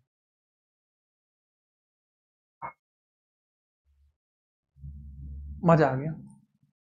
इसके बारे में बताइए, इकोनॉमिक जोन हमारे कितने हैं? पहला सही है। जिस दिन तुम्हें बुद्धि आ जाएगी उस दिन तुम दरोगा बन जाओगे बाबू। क्या बात कर रहे हो बाबू? हमें याद है इकोनॉमिक जोन तो 4 ही थे। आय हाय, ये तो गलत हो गया। अच्छा, Uttar Pradesh is divided into 4 economic zones. बेटा इकोनॉमिक जोन 4 है, और उत्तर प्रदेश में जो कृषि जलवायु जोन है वो 9 है। दोनों ही स्टेटमेंट गलत है, ना तो ना हो जाएगा जी, धन ता ना ना ना ना ना ना ना। करेक्ट। अगर मैं 4 बात करता हूं, पूर्वी पश्चिमी केंद्रीय और बुंदेलखंड, पूर्वी पश्चिमी केंद्रीय और बुंदेलखंड 4 क्षेत्र हैं। कौन कौन सी? पूर्वी पश्चिमी केंद्र और बुंदेलखंड, पूर्वी क्षेत्र है, पश्चिमी क्षेत्र है, पूर्वी पश्चिमी, मध्य और बुंदेलखंड क्षेत्र, मध्य और बुंदेलखंड क्षेत्र, बुंदेलखंड क्षेत्र आपको देखने को मिल जाएगा, बुंदेलखंड क्षेत्र आपको देखने को मिल जाएगा। ये 4 एरिया आपको देखने को मिलते हैं, और बाकी हमारे यहाँ कृषि जलवायु क्षेत्र है अपने 9। करेक्ट आंसर थोड़ा सा याद रख लेना, थोड़ा पढ़ने पे भी ध्यान दिया करो। आगे बढ़ो, 18वें नंबर का सवाल है। जो the following type of soil is predominant in the Bundelkhand. Bundelkhand में आपको सबसे ज्यादा जो मिट्टी पाई जाती है वो कौन सी पाई जाती है? सबसे ज्यादा जो मिट्टी पाई जाती है उसके बारे में बताइए। सबसे ज्यादा जो मिट्टी पाई जाती है उसके बारे में थोड़ा सा बताइए। ठीक है, फटाफट।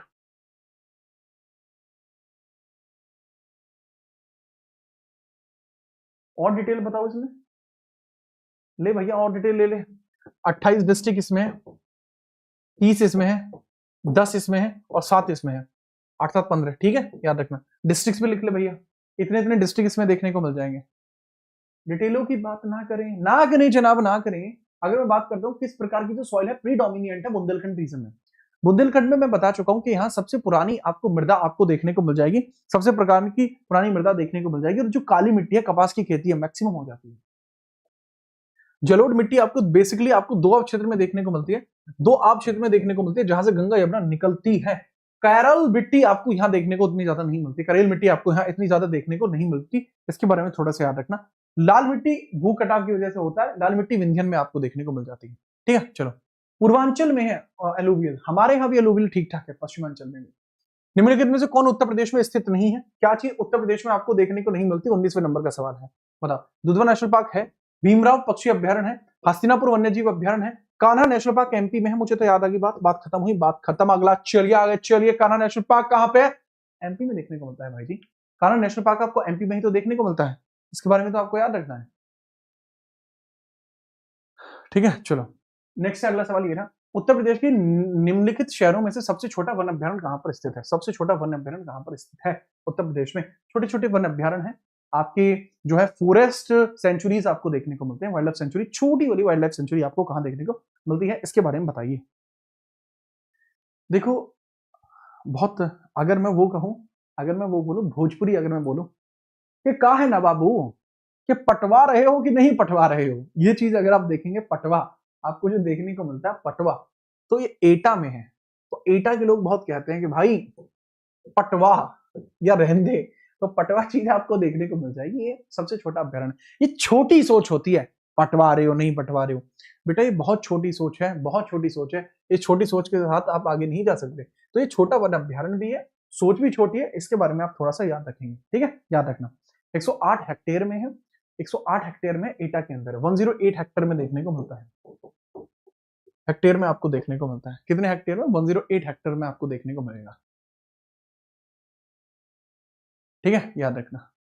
अगला सवाल ये लीजिए, अगला सवाल ये रहा आपका। हाँ, 19 20 21वां नंबर का सवाल है, बताओ। गंगा डॉल्फिन को कहा जाता है क्या? गंगा डॉल्फिन को आप क्या कहेंगे? गंगा की जो डॉल्फिन है इसको क्या कहा जाता है? इसका निक नेम क्या है? What is the nick name of Ganga dolphin? Platanista gangetica, इसका साइंटिफिक नेम है प्लेंटेस्टिका, प्लेंटेस्टिका, प्लेंटेस्टिया गैंगेटिका, गैंगेटिका, प्लेंटिस्टा गैंगेटिका इसको कहा जाता है। और इसका नाम बता दीजिए, इसको प्यार से क्या कहा जाता है? सर इसको प्यार से सूसू कहा जाता है, इसको प्यार से सूसू कहा जाता है। शुशक भी कहते हैं, ऐसी बात नहीं है, शुशक भी कहते हैं, सोन्स भी कहते हैं, सोन्स भी कहते हैं, शुशक भी कहते हैं, शुशक भी कहते हैं। पर क्या करूं, सूसू भी इसको कहा जाता है, सूसू इसको कहते हैं प्यार से। ठीक है, तुम में से कोई वेस्टर्न यूपी से नहीं है क्या? सूसू का मतलब नहीं बताया तुम्हें?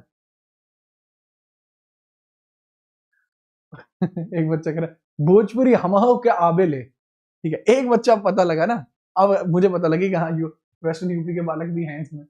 22वीं की हम बात करते हैं, किशनपुर वन्य जीव अभ्यारण्य कहाँ का हिस्सा है? जो किशनपुर वाइल्ड लाइफ सेंचुरी है, यह किसका पार्ट है आप बताइए। किशनपुर वाइल्ड लाइफ सेंचुरी कहाँ का हिस्सा देखने को मिलेगा? किशनपुर वाइल्ड लाइफ सेंचुरी आपका कहाँ का हिस्सा है, बताओ। सर दुधवा नेशनल पार्क का हिस्सा है किशनपुर। ठीक है, यह कहाँ पर है आपको देखने को मिलता है? दुधवा नेशनल पार्क का हिस्सा ही आपको देखने को मिलता है, जिसको हम बोलते हैं Kishanpur wild life sanctuary. Dudhwa national park का हिस्सा है Kishanpur wild life sanctuary. Perfectly इसके बारे में भी याद रखना। ठीक है, चलो। ठीक है, चलो नेक्स्ट हम बात करते हैं। अगला सवाल है हमारा 23rd है। आप बताओ, निम्नलिखित में से कौन सा उत्तर प्रदेश के उष्ण कटिबंधीय शुष्क या पर्णपाती वनों में पाया जाता है? कौन सा ऐसा? Which of the following is found in the tropical dry deciduous forest in Uttar Pradesh? Tropical dry deciduous forest in Uttar Pradesh में पाया जाता है, फटाफट बताओ। ठीक है, फटाफट देखो। Which of the following tropical dry deciduous forest Uttar Pradesh के उष्ण कटिबंधीय शुष्क जलों में क्या पाया जाता है? फटाफट बताओ।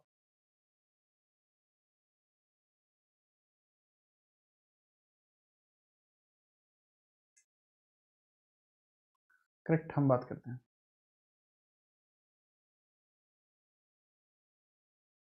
करेक्ट आंसर क्या है? करेक्ट आंसर महुआ नहीं है बेटा, पलाश है, जिसको जंगल की आग कहते हैं। वही deciduous forest of Uttar Pradesh में आपका पाया जाता है। वही deciduous forest of Uttar Pradesh में पाया जाता है। 24वें नंबर का सवाल ये रहा, आप बताइए, राष्ट्रीय चंबल अभ्यारण्य किस लुप्तप्राय प्रजाति के लिए घर है? नेशनल चंबल सेंचुरी, इसमें सबसे ज्यादा क्या पाया जाता है? जो नेशनल चंबल सेंचुरी है, इसके अंदर मेजरली आपको क्या पाया जाएगा, फटाफट बताइए।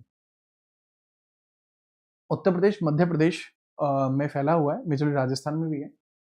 जो आपका राष्ट्रीय चंबल अभ्यारण्य है, यूपी में भी है, एमपी में भी है, राजस्थान में भी है, 3 जगह फैला हुआ है। और ये घड़ियालों के लिए फेमस है। जो घड़ियाल होते हैं उनके लिए फेमस है, घड़ियालों के लिए। जो नेशनल चंबल सेंचुरी है, मैंने बताया है 3 जगह फैली हुई है, ठीक है। और ये घड़ियालों के लिए फेमस है, काफी ज्यादा फेमस आपको देखने को मिल जाएगा। लेकिन किसके लिए है? घड़ियालों के लिए फेमस आपको देखने को मिल जाएगा।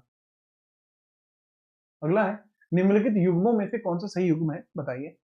सुल्तानपुर, गोमती, गोरखपुर, राप्ती, मथुरा, बेतवा और कानपुर गंगा। बोचा कौन सा करेक्टली मैच नहीं है? जो the following is not correctly match. कौन सा मैच नहीं है उसके बारे में बताइए। देखो, जो बेतवा नदी है, चंबल, सिंध, बेतवा, केन, तौस, सोन। चंबल, सिंध, बेतवा, बेतवा यमुना की सहायक नदी है। पहली बात, ये मथुरा में नहीं है, मथुरा में है आपकी यमुना। मथुरा में खुद यमुना बहती है, मथुरा में खुद यमुना बहती है, ना कि आपकी बेतवा बहती। बेतवा आपको यहां देखने को नहीं मिलती, ठीक है, याद रखिएगा, बगैर किसी परेशानी के। तो सर ये बेतवा कहां बहती है? हमीरपुर में बहती है ना, हमीरपुर में बहती है बेतवा। बेतवा इज एट हमीरपुर, ये हमीरपुर में बहती है। कहां बैठती है? हमीरपुर में बेतवा बहती है, इसके बारे में याद रखना। ये बेतवा कहां बहती है? हमीरपुर में बहती है बेतवा। कैच के इसको याद रखना, करेक्ट आंसर यही होगा। अगला सवाल ये रहा आपका, सवाल नंबर कौन सा है? 23, 24वें नंबर का सवाल ये रहा बच्चे, बताइए। काशी जो भारत के सबसे पवित्र शहरों में से एक है, किस नदी के किनारे है? गंगा नदी के किनारे काशी आपको देखने को मिलता है। 25वें नंबर का सवाल है, बुंदेलखंड की अर्थव्यवस्था में सबसे बड़ा योगदान किस नदी का है? Which river has the largest contribution to the economy of Bundelkhand? Bundelkhand में सबसे ज्यादा योगदान किसका रहेगा? इसमें यमुना नहीं हो सकता, गंगा भी नहीं हो सकता बुंदेलखंड के लिए, है ना, याद रखना। देखो यार, जो हमीरपुर के पास बहती है वही बेतवा है, और बेतवा है, कह सकते हैं बेतवा बेवफा है, लेकिन बावजूद इसके वह बुंदेलखंड के लिए सबसे ज्यादा इंपॉर्टेंट है। बुंदेलखंड से निकलने वाली नदी बेतवा ही है। सिंध आपकी हिमालयन रिवर है, यह आपकी हिमालयन रिवर है, हिमालयन रिवर आपको देखने को मिल जाएगी, हिमालयन। तो ऑब्वियसली ये तो यहां आएगी नहीं, ठीक है। नर्मदा आपकी जो है अमरकंटक की चोटी से निकलती है, ठीक है, निकल जाती है रपटती हुई है। तो यमुना जो है ये आपकी यमुनोत्री ग्लेशियर उत्तराखंड से आती है, तो ये भी उधर नहीं जा सकती, ठीक है। आगे बढ़ते हैं, अगला सवाल ये रहा।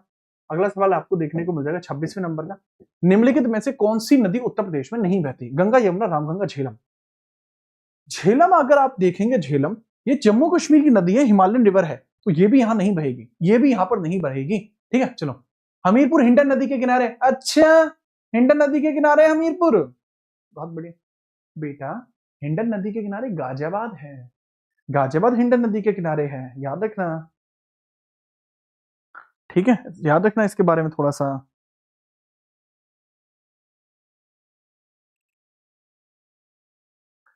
ठीक, ओके, आगे बढ़िए। 27वां सवाल है, फुलहर झील भारत के निम्नलिखित में से किस राज्य में स्थित है? सर यूपी के पीलीभीत में है ये। मैं कह रहा यार पीलीभीत का, मैं पीलीभीत को ढूंढ रहा यहाँ पे। यूपी के पीलीभीत में आपको देखने को मिलता है। गोमती रिवर इसी से निकलती है, गोमती रिवर इसी में से आपको निकलती हुई देखने को मिल जाएगी, गोमती रिवर आपको इसी में से देखने को मिल जाएगी, याद रखना। आगे हम बात करें, चलो लीजिए अगला सवाल है, ये रहा। उत्तर प्रदेश के संदर्भ में निम्नलिखित कथनों पर विचार करिए। Consider the following statement in the context of Uttar Pradesh. Uttar Pradesh Bharat में दूध में अग्रणी है, राज्य है, बढ़िया है। 2022-23 में कुल उत्पादन राज्य में 22% से अधिक रहा था, ऐसा कुछ नहीं है, ओनली पहला स्टेटमेंट सही है। राज्य का योगदान 22% नहीं था, राज्य का जो योगदान है वो 22% नहीं था, ठीक है, याद रखना। 15% के समथिंग था, 15 या 16 के समथिंग समथिंग था, 15 या 16 के समथिंग समथिंग था, ऐसा नहीं है। 15% ही लिख रहा हूं, इस वजह से अप्रोक्स में था।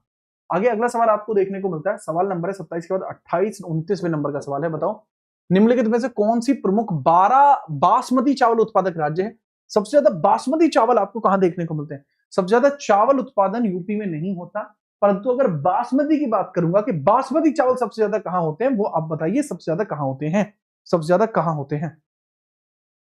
देखो बेटा, करेक्ट आंसर है कि ये होते हैं पंजाब में, हरियाणा में, पंजाब में होते हैं मेजर, हरियाणा है दूसरे नंबर पे। हरियाणा है दूसरे नंबर पे, लेकिन दोनों ही ऑप्शन में नहीं है।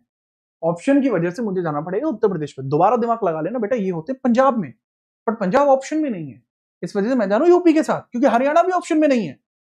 सिर्फ चावल होता तो वेस्ट बंगाल भी हो सकता था। ठीक है, बहुत बढ़िया। ठीक है, हाँ भाई, लाइक यार 1000 के पार तो पहुंची चाहिए इस क्लास की। थोड़ा तो इतनी तो शर्म करना कि लाइकों को 1000 के पार पहुंचा। आपको लाइक करने से कोई नुकसान नहीं होता, आपके रुपए नहीं कटते, लाइक करके कर देंगे तो स्वाद ही आता है। चलिए तीसरे नंबर के सवाल की बात करते हैं। धान की कौन सी किस्म उत्तर प्रदेश के लिए उपयुक्त है? Which variety of paddy suitable for Uttar Pradesh? Uttar Pradesh के लिए सबसे ज्यादा सुटेबल आपकी जो खेती देखने को मिलती है वह कौन सी आपको देखने को मिल जाएगी? फटाफट बताओ। देखो 90 सेंटीमीटर ऊंची एक बोनी किस्म होती है आपकी IR24। IR24 है उत्तर प्रदेश के लिए बेस्ट है। क्यों है IR24 बेस्ट? क्यों है सर? ये 90 सेंटीमीटर की बोनी प्रजाति है। ये बोनी प्रजाति आपको देखने को मिल जाएगी और यूपी के लिए सबसे ज्यादा बेस्ट मानी जाती है। यूपी के लिए बहुत ज्यादा बेस्ट मानी जाती है। अच्छा, हमारे घर पे हम भी धान बोल लेते हैं कभी कभी, ठीक है, मतलब कई बार हम लगा देते हैं, धान की खेती भी हम कर लेते हैं, कोई इसमें परेशानी है नहीं। ये हाई यील्डिंग सीड्स में आपको देखने को मिलेगी। कभी कभी हम कर लेते हैं इसके धान की खेती, तो हमारे यहाँ लगाते हैं सुगंध या P10 वगैरह, ये लगा रहे होते हैं हमारे। आगे हम बात करते हैं 31 नंबर का सवाल है। उत्तर प्रदेश किस फसल का सबसे बड़ा उत्पादक है? मक्का, गेहूं, चावल या बाजरा? आपको पता है कि गेहूं उत्तर प्रदेश से ज्यादा उगा कौन पाएगा? है कोई उत्तर प्रदेश से ज्यादा जो उगाते हैं? कोई नहीं है सर, दूर दूर तक कोई नहीं है। और गेहूं में इसका रहता है 30 से 35% योगदान। ठीक है, 30 से 35% योगदान आपको वीट का देखने को मिल जाएगा। 30 से लेकर 35% योगदान आपको देखने को मिल जाएगा यूपी का आपका रहता है गेहूं के उत्पादन में। 31 के बाद 32वें नंबर के सवाल की हम चर्चा कर लेते हैं। निम्नलिखित में से कौन सी नकदी फसल उत्तर प्रदेश में नहीं उगाई जाती? जो the following cash crop is not grown in Uttar Pradesh? कौन सी ऐसी कैश क्रॉप है जो उत्तर प्रदेश में आपको देखने को नहीं मिलती? कैश क्रॉप जो उत्तर प्रदेश में आपको देखने को नहीं मिलती, इसके बारे में बताइए। यह तमिलनाडु कर्नाटक में देखने को मिलती है। तमिलनाडु कर्नाटक में देखने को मिलती है। नाम है इसका रबड़। तमिलनाडु या कर्नाटक में आपको देखने को मिलती है। कर्नाटका, कर्नाटका में आपको मेजरली देखने को मिलती है। तमिलनाडु या कर्नाटका में आपको मेजरली देखने को मिलेगी। थोड़ा सा याद रखना इस बारे में।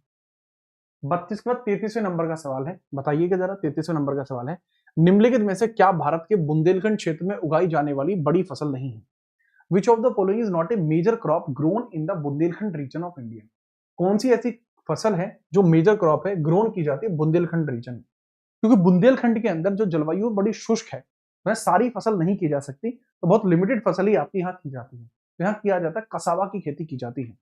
ठीक है, कसावा की खेती आपकी यहाँ की जाती है। कसावा की खेती होती है, कसावा की खेती आपकी यहाँ पर होती है। बाजरा जो बेसिकली बोया जाता है राजस्थान क्षेत्र में बोया जाता है। चना जो बोया जाता है हरियाणा में काफी है। सोयाबीन जो है वो भी पंजाब में काफी देखने को मिलेगा। वेस्ट बंगाल में सोयाबीन आपका ठीक ठाक बोया जाता है। ठीक है, याद रखना। ठीक है, बगैर परेशानी के आप याद रखेंगे। मिट्टी, सबसे ज्यादा मिट्टी काली है। दूसरी मिट्टी आपको कौन सी देखने को मिल जाएगी? लाल, बुंदेलखंड में। पहली काली, दूसरी लाल आपको देखने को मिल जाएगी। ठीक है, चलो आगे हम बात करते हैं। 34वें नंबर का सवाल ये रहा, निम्नलिखित में से कौन सा बहुउद्देश्य नदी घाटी योजना बेतवा नदी पर बनाई गई है? Which of the following multipurpose river valley project has been built on the Betwa river? कौन सी ऐसी रिवर है, बहुउद्देश्य नदी घाटी योजना है जो बेतवा रिवर पर बनाई गई है? बेतवा नदी पर कौन सी आपकी नदी घाटी परियोजना है?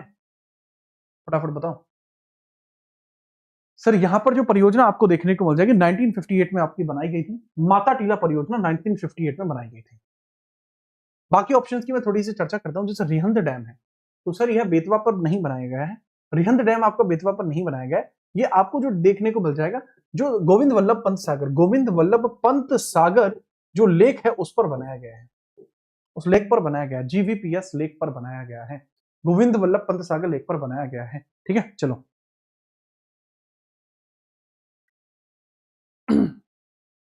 आगे बढ़े। अच्छा, नरोरा डैम आपको बुलंदशहर में देखने को मिलता है। दिस इज बुलंदशहर, ये न्यूक्लियर के लिए फेमस है।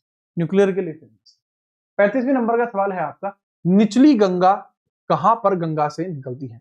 निचली गंगा क्या है? निचली गंगा एक नहर है, कनाल है। निचली गंगा, लोअर गंगा कनाल है।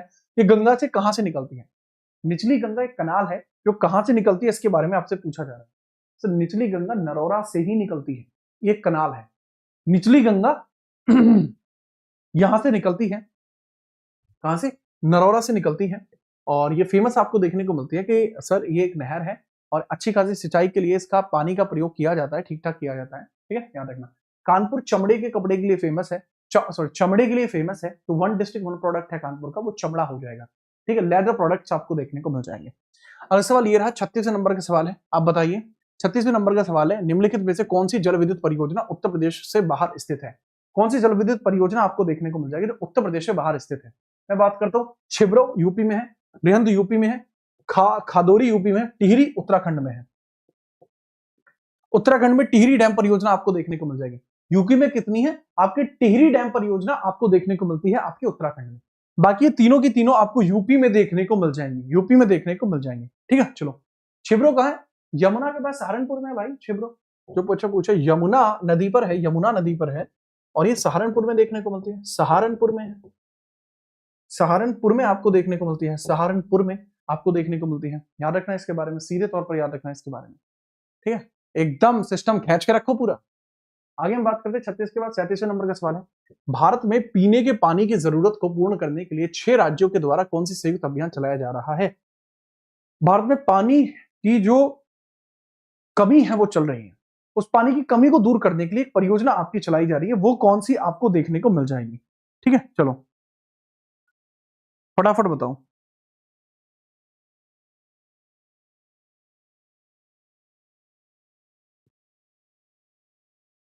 उत्तराखंड इसको स्टार्ट करता है, रेणुका जी परियोजना इसका नाम है। मंगल से मांगलिक तंत्र करता हुआ एक बच्चा क्लास में आ रहा है और कह रहा है कि रानुका जी बहुउद्देश्य अभियान इसका करेक्ट आंसर होगा। केन बेतवा जो लिंक है ये केवल यमुना के लिए है, और याद रखना इसी वजह से रानुका जी बहुउद्देश्य परियोजना है, स्टार्ट तो इसको उत्तराखंड कर रहा था, उत्तराखंड ने करी भी है, इवन उत्तराखंड के द्वारा ही रानुका जी परियोजना को स्टार्ट किया गया है, और ये 6 राज्यों के अंदर पानी की आपूर्ति को करेगा। 6 राज्य उत्तर प्रदेश, हरियाणा, हिमाचल, दिल्ली, राजस्थान, उत्तराखंड। ज्यादा तेज बोल गया। उत्तर प्रदेश इसमें लिखे, उत्तर प्रदेश, मध्य प्रदेश, उत्तर प्रदेश है आपका, याद रखना। नहीं मध्य प्रदेश शामिल नहीं है इसमें, याद आया, आप लिख लीजिए, यूपी, हिमाचल, हिमाचल, हरियाणा, दिल्ली, और आपका ये है जो है उत्तराखंड है, उत्तराखंड है, ये मेजर है, ठीक है। 1 2 3 4 5 उत्तराखंड भी मेजरली इसके अंदर शामिल है, और वो राजस्थान भी शामिल है, राजस्थान भी शामिल है, राजस्थान भी शामिल है, राजस्थान। दिल्ली एक यूटी है पर मैंने इसको एज ए कंसिडर कर लिया, 5 राज्य और एक यूटी है, 5 राज्य एक यूटी है, ये सब इसमें शामिल है। 38वें नंबर का सवाल है, बताइए धनरोल बांध आपका कहां पर है? धनरोल बांध आपका कहां पर निर्मित किया गया? धनरोल बताइए, धन का रोल बहुत ज्यादा कहां पर देखने को मिलता है? सर याद रखना, इसकी ट्रिक ऐसी बताऊंगा कि तुम्हारा दिमाग खुल जाएगा। दाऊ शुभंकर मिश्रा से अच्छा बेटा मुझे पता है, टेंशन फ्री रहिए। मेरी जो स्पीड है या फ्लुएंसी है बोलने की शब्दों की, वो अनमैचेबल है, ठीक है। कोई इतनी तेज नहीं बोल सकता, मैं 2x पे ही रहता हूँ। खैर इन बातों को छोड़िए, मैं आपको बताता हूँ कि आपको देखने को मिलता है जो धनरोल बांध परियोजना है ये कौन सी नदी पर है। मैं आपको बताता हूँ कि घाघरा लाने में धन का बहुत बड़ा रोल होता है, घाघरा लाने में धन का बहुत बड़ा रोल होता है, तो याद रखना घाघरा नदी जो है, घग्गर नदी जो है, ये आपकी धनरोल बांध यहीं पर है। धनरोल बांध आपको घाघरा नदी पर देखने को मिलता है। इस घाघरे के लिए 1 लाइक बनता है, ठीक है। ये लीजिए अगला सवाल ये रहा, 39वें नंबर का सवाल है, बताओ उत्तर प्रदेश में अर्जुन बांध कहां पर स्थित देखने को मिलेगा? Where is the Arjun dam located in the Uttar Pradesh? Uttar Pradesh में अर्जुन डैम आपको कहां देखने को मिलेगा? डैम का नाम है अर्जुन, आपको कहां देखने को मिलेगा? फटाफट इसके बारे में बात करते हैं, ठीक है। चलो बाकी अगर मैं बात करता हूं, जो अर्जुन है सर पीपरी सोनभद्र में है क्या? कहां पर है अर्जुन? अर्जुन के बारे में याद रखना, फटाफट बात करते हैं।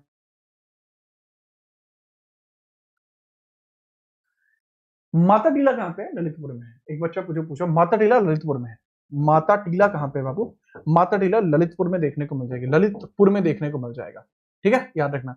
रिहंद आपका सोनभद्र में है, रिहंद परियोजना कहां है? सोनभद्र में देखने को मिल जाएगी, सोनभद्रा में देखने को मिल जाएगी, ठीक है, याद रखना। बुंदेलखंड बुंदेलखंड में, पीलीभीत पीलीभीत रीजन में है, और चरखी महोबा जिला जो है, यही आपको अर्जुन डैम परियोजना देखने को मिलती है, चरखी महोबा डिस्ट्रिक्ट में, चरखी महोबा डिस्ट्रिक्ट में। पीपरी सोनभद्र में ही है, पीलीभीत जिले के अंतर्गत आपको यह देखने को नहीं मिलती है, ठीक है। पीलीभीत के अंदर इस प्रकार का कोई भी प्रावधान आपको देखने को नहीं मिलता। आगे हम बात करते हैं 39 का सी है, 40वें नंबर की बात करते हैं, निम्नलिखित में से कौन सा सही सुमेलित नहीं है? शहीद विजय सिंह पाथिक खेल परिसर Mirzapur, okay. Green park Kanpur, Buddha अंतरराष्ट्रीय सर्किट गौतम बुद्ध नगर और ध्यानचंद एस्ट्रोटर्फ स्टेडियम लखनऊ। पढ़ते ही समझ में आ गया था कि गलत कौन सा है, पढ़ते ही समझ में आ गया था कि गलत आपका कौन सा है, फटाफट बताइए।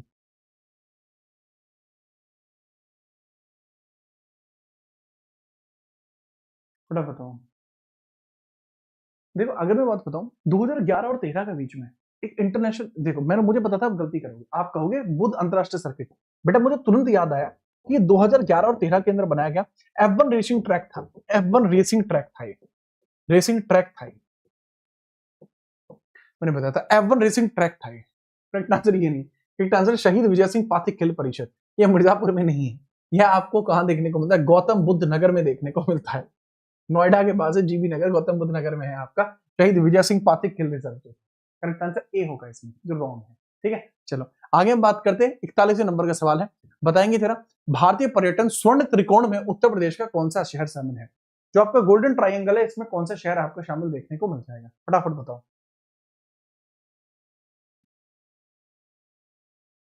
देखो त्रिकोण बना हुआ है, क्या क्या है? जयपुर दिल्ली, जयपुर दिल्ली और यहां है आगरा।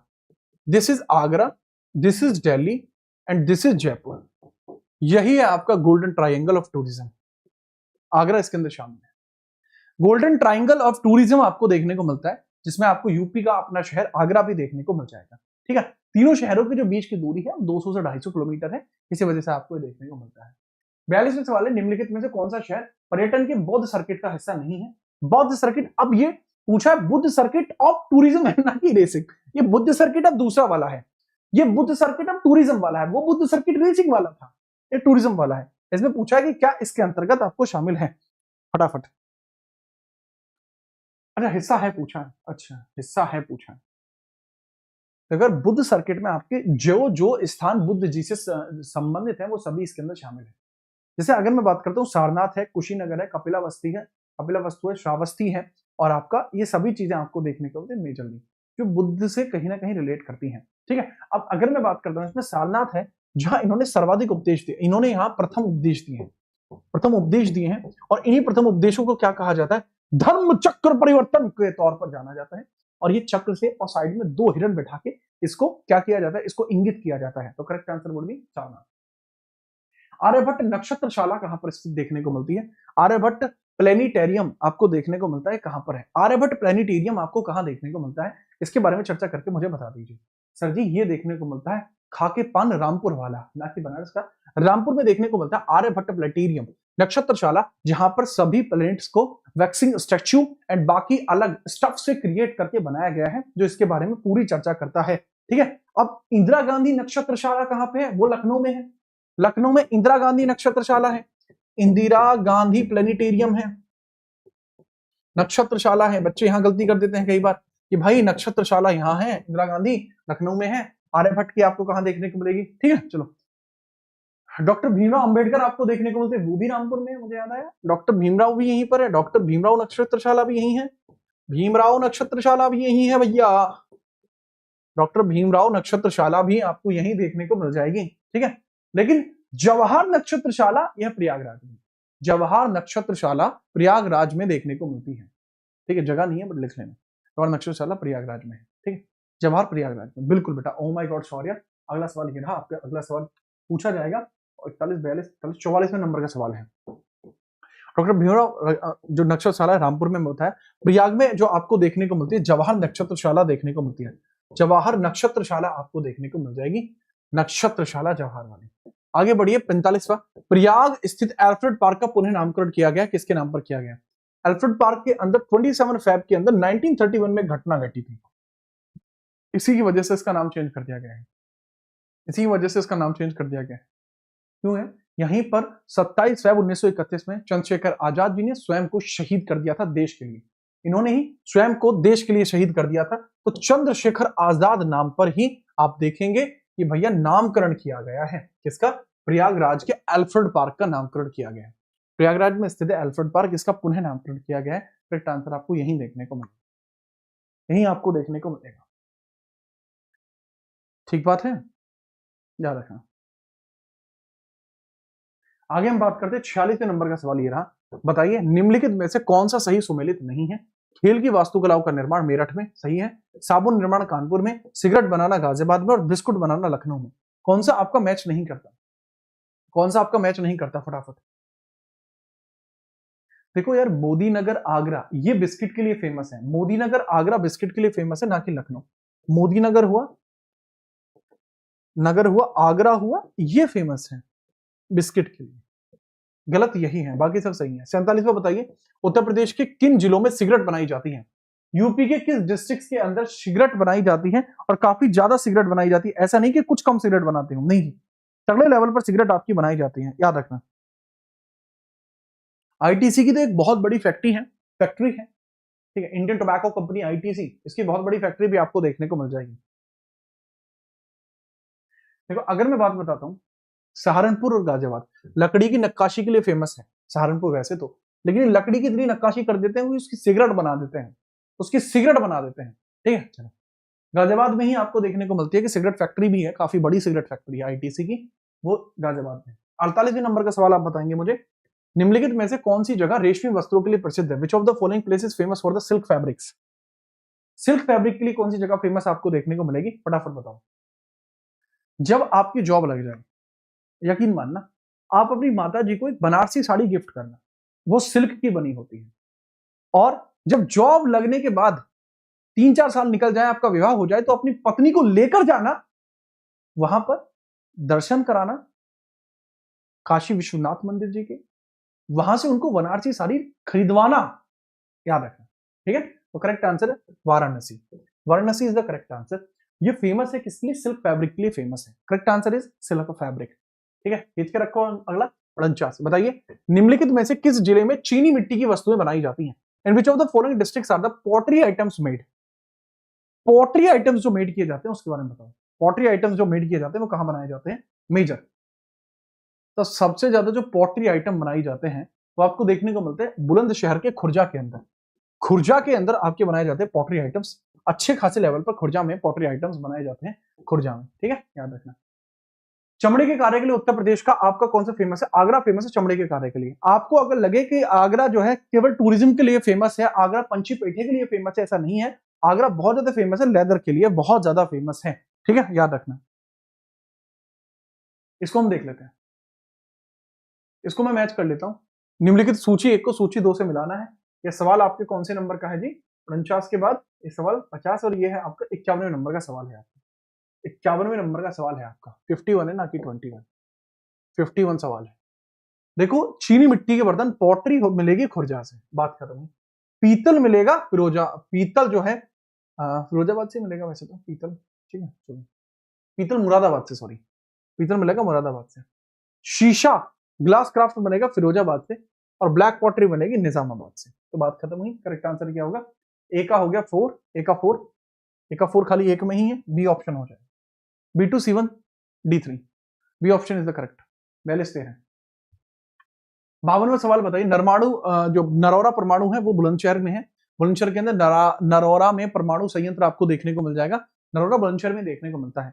और हमारे एडटेक इंडस्ट्री के काफी बड़े शिक्षक आपको यहीं से देखने को मिलते हैं।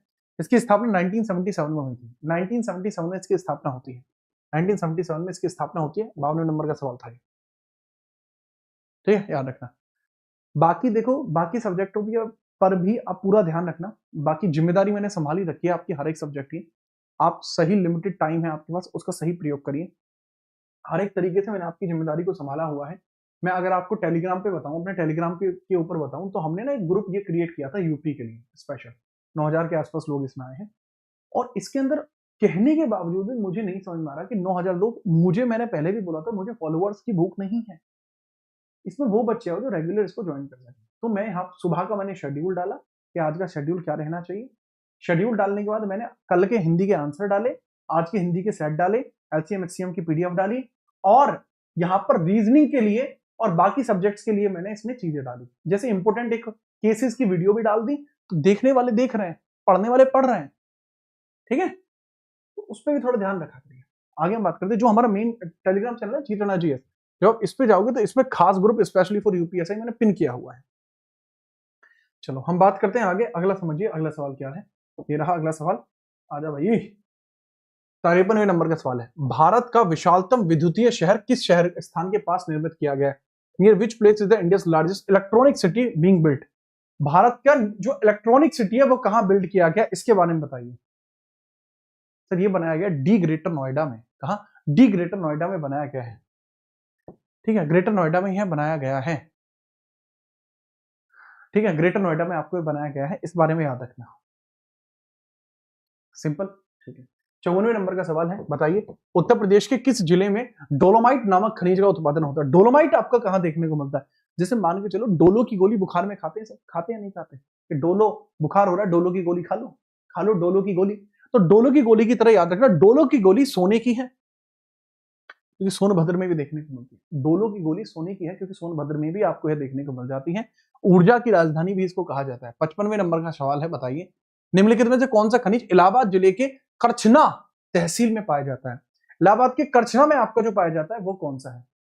सब that is glass rail. Glass रेत आपको पाया जाता है, ग्लास सैंड आपको देखने को मिलता है जो करछना में पाया जाता है, करछना तहसील में पाया जाता है। याद रखना इसके बारे में। आगे हम बात करें, 56वें नंबर का सवाल है, आपसे पूछा है अनोला तापीय ऊर्जा केंद्र कहां पर स्थित है? Where is Aonla thermal power station? जो एनोला थर्मल पावर स्टेशन है यह आपको कहां देखने को मिलता है? Aonla is in Bareilly. एनोला आपको बरेली में देखने को मिलेगा। एनोला कहां है बच्चे? बरेली में आपको देखने को मिलेगा। पूरा याद रखना इसके बारे में। ठीक है, तो ये है आपका आज का लास्ट सवाल था। स्लाइड में इतने ही क्वेश्चन थे, तो टॉप 50 मान लेना। बचे हुए जो टॉप 50 है वो कल के सेशन में होंगे। कल भी यूपी जीके का टॉप 100 का पार्ट 2 आ जाएगा, बात करेंगे। ठीक है, तो आज के लिए इतना ही क्लास रहेगी, और अच्छी खासी क्लास के अंतर्गत आप चीजों को समझे जाने, वो बहुत अच्छा रहा। आज की क्लास को हम यहीं तक रखते हैं। अब आप लोगों से विशेष आग्रह है, यह आपकी कल भी आएगी यूपी जीके की ही, और आज के लिए अगर हम समझते हैं तो आप शाम वाली इस क्लास के लिए भी रेडी होंगे। मॉक में सब आया करो, ऐसा मत किया करो कि मॉक में ना हो। मॉक में आप ज्यादा बच्चे आया करो। आप देख लेना पेपर में सवाल बनेंगे कैसे, वो भी तो आप जानो। लाइक नहीं करते हो, क्या हो जाता है? तो आप सबको मैं यहीं पर रिडायरेक्ट कर रहा हूँ, एक बार लाइक करके भौकाल थोड़ा जमा दीजिए। ठीक है, भौकाल जमा दीजिए सब एक बार में लाइक कर दोगे ना, अगर तुम 300 लाइक कर दोगे ना, मजाक सेट मजा आ जाए। पर मुझे पता है तुम बहुत बड़े वाले हो, तुम नहीं करो, बट फिर भी भाइयों वाली बातें कर दे। ठीक है, चलिए मिलते हैं सीधा शाम वाले मॉक में रात में 9 बजे। तब तक जय हिंद, वंदे मातरम। 9 बजे।